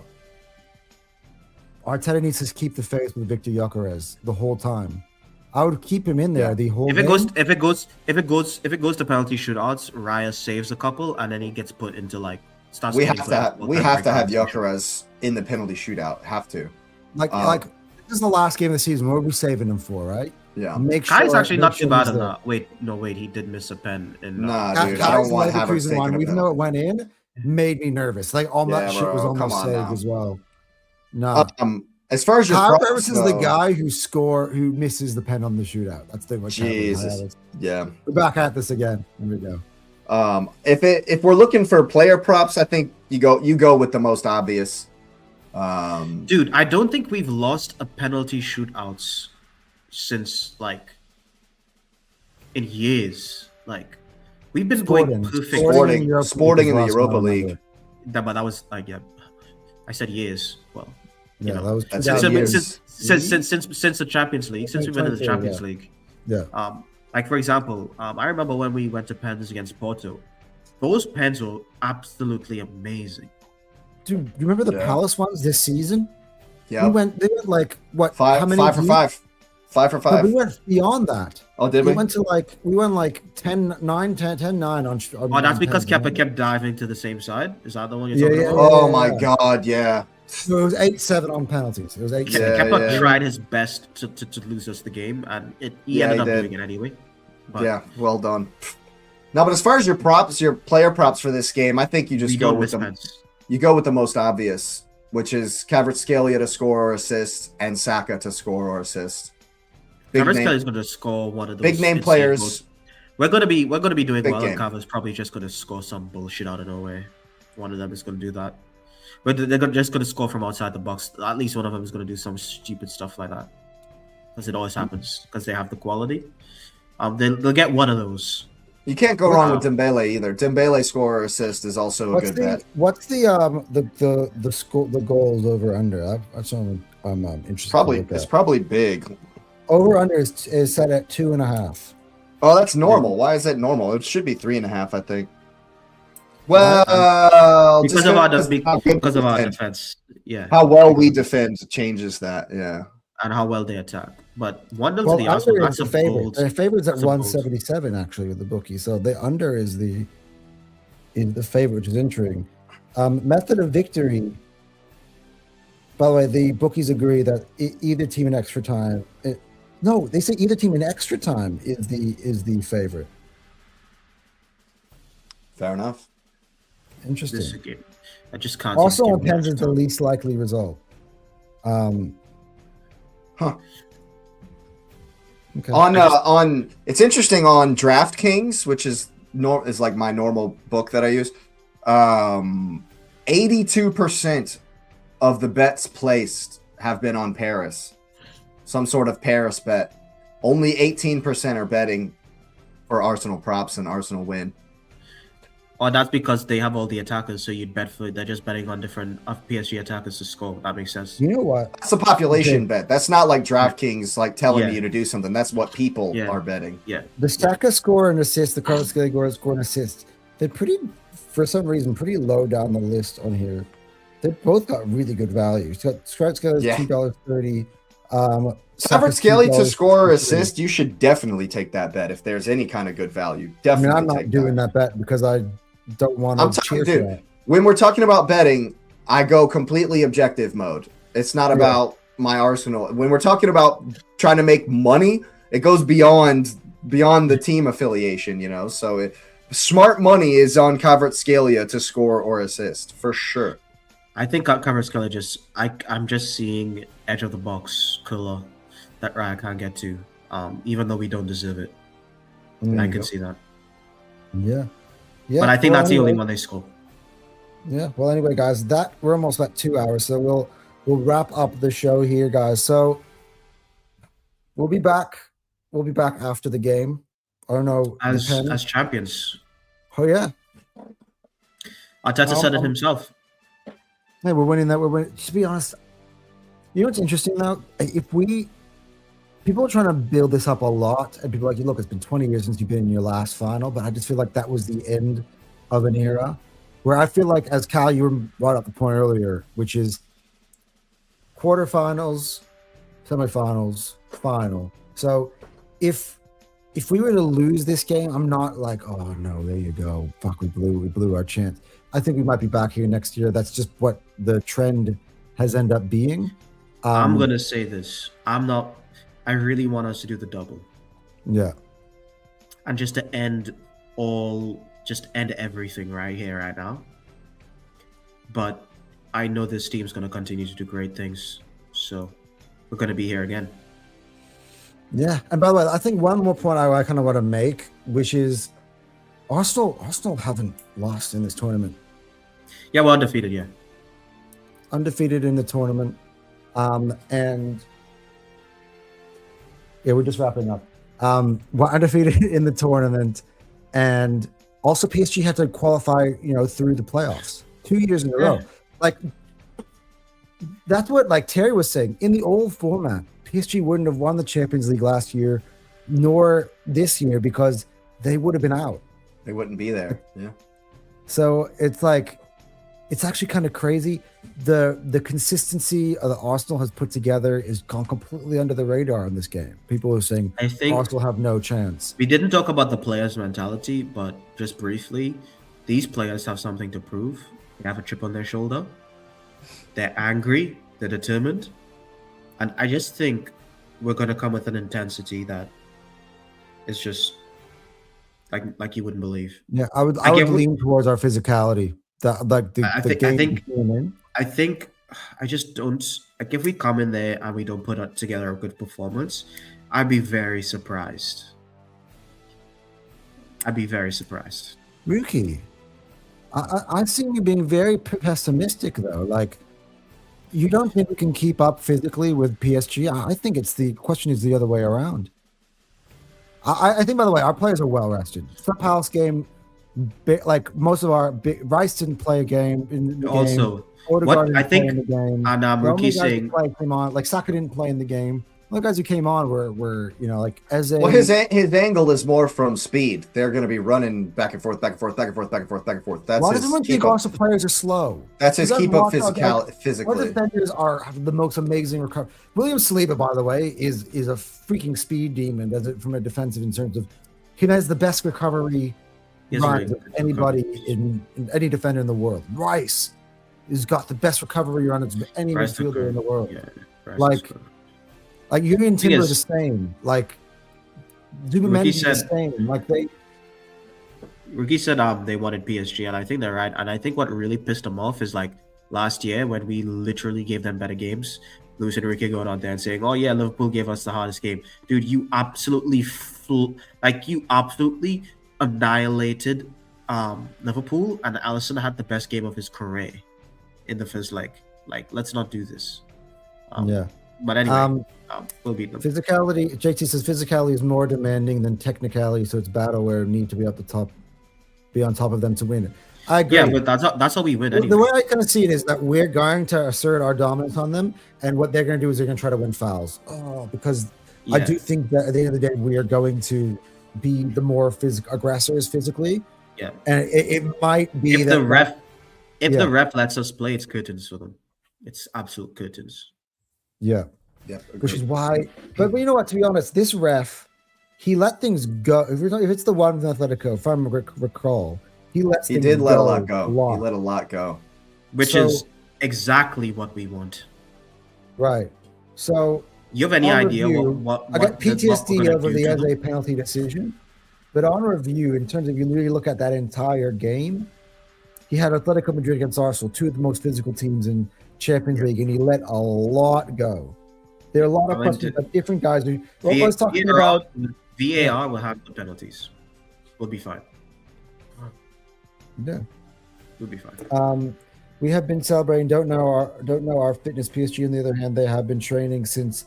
Yeah, we figured that's what you were saying. Yeah. But at the same time, dude, we both have played similar games in between. Rookie, that's just wrong. You're wrong. I'll tell you why you're wrong. I was literally watching us before we lift the trophy.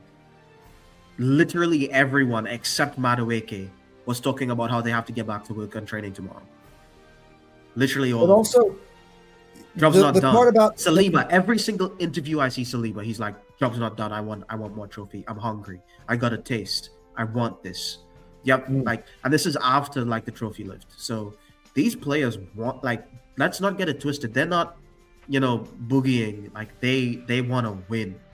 I agree, Mr. Proto. By the way, guys, make sure you guys are liking and subscribing. I want to take a look at the numbers today, which are very good, very good. Guys, make sure you're hitting the like button on the video, making sure you're subscribing. I don't know if I said that at the start of the video. I love the audience in here today. We've had great audience participation as usual, because you guys always deliver, especially our regulars. You got JT, you got Rookie in here, you got Who else is who are also some of our regulars that are in here? Nate, Curtis. I saw earlier. SCK was in the building. Simon was in the building. Yeah, there you go. Right. And Mr. Prodev, you know what? As much as you disagreed with most things, but I agree with this.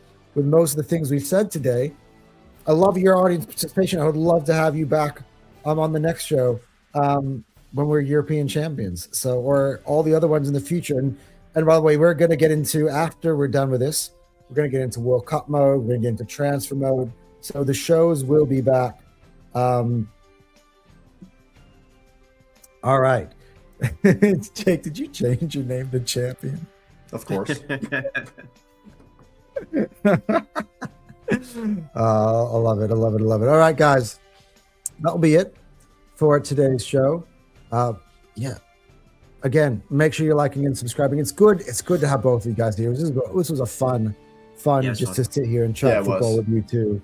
And of course with everybody else.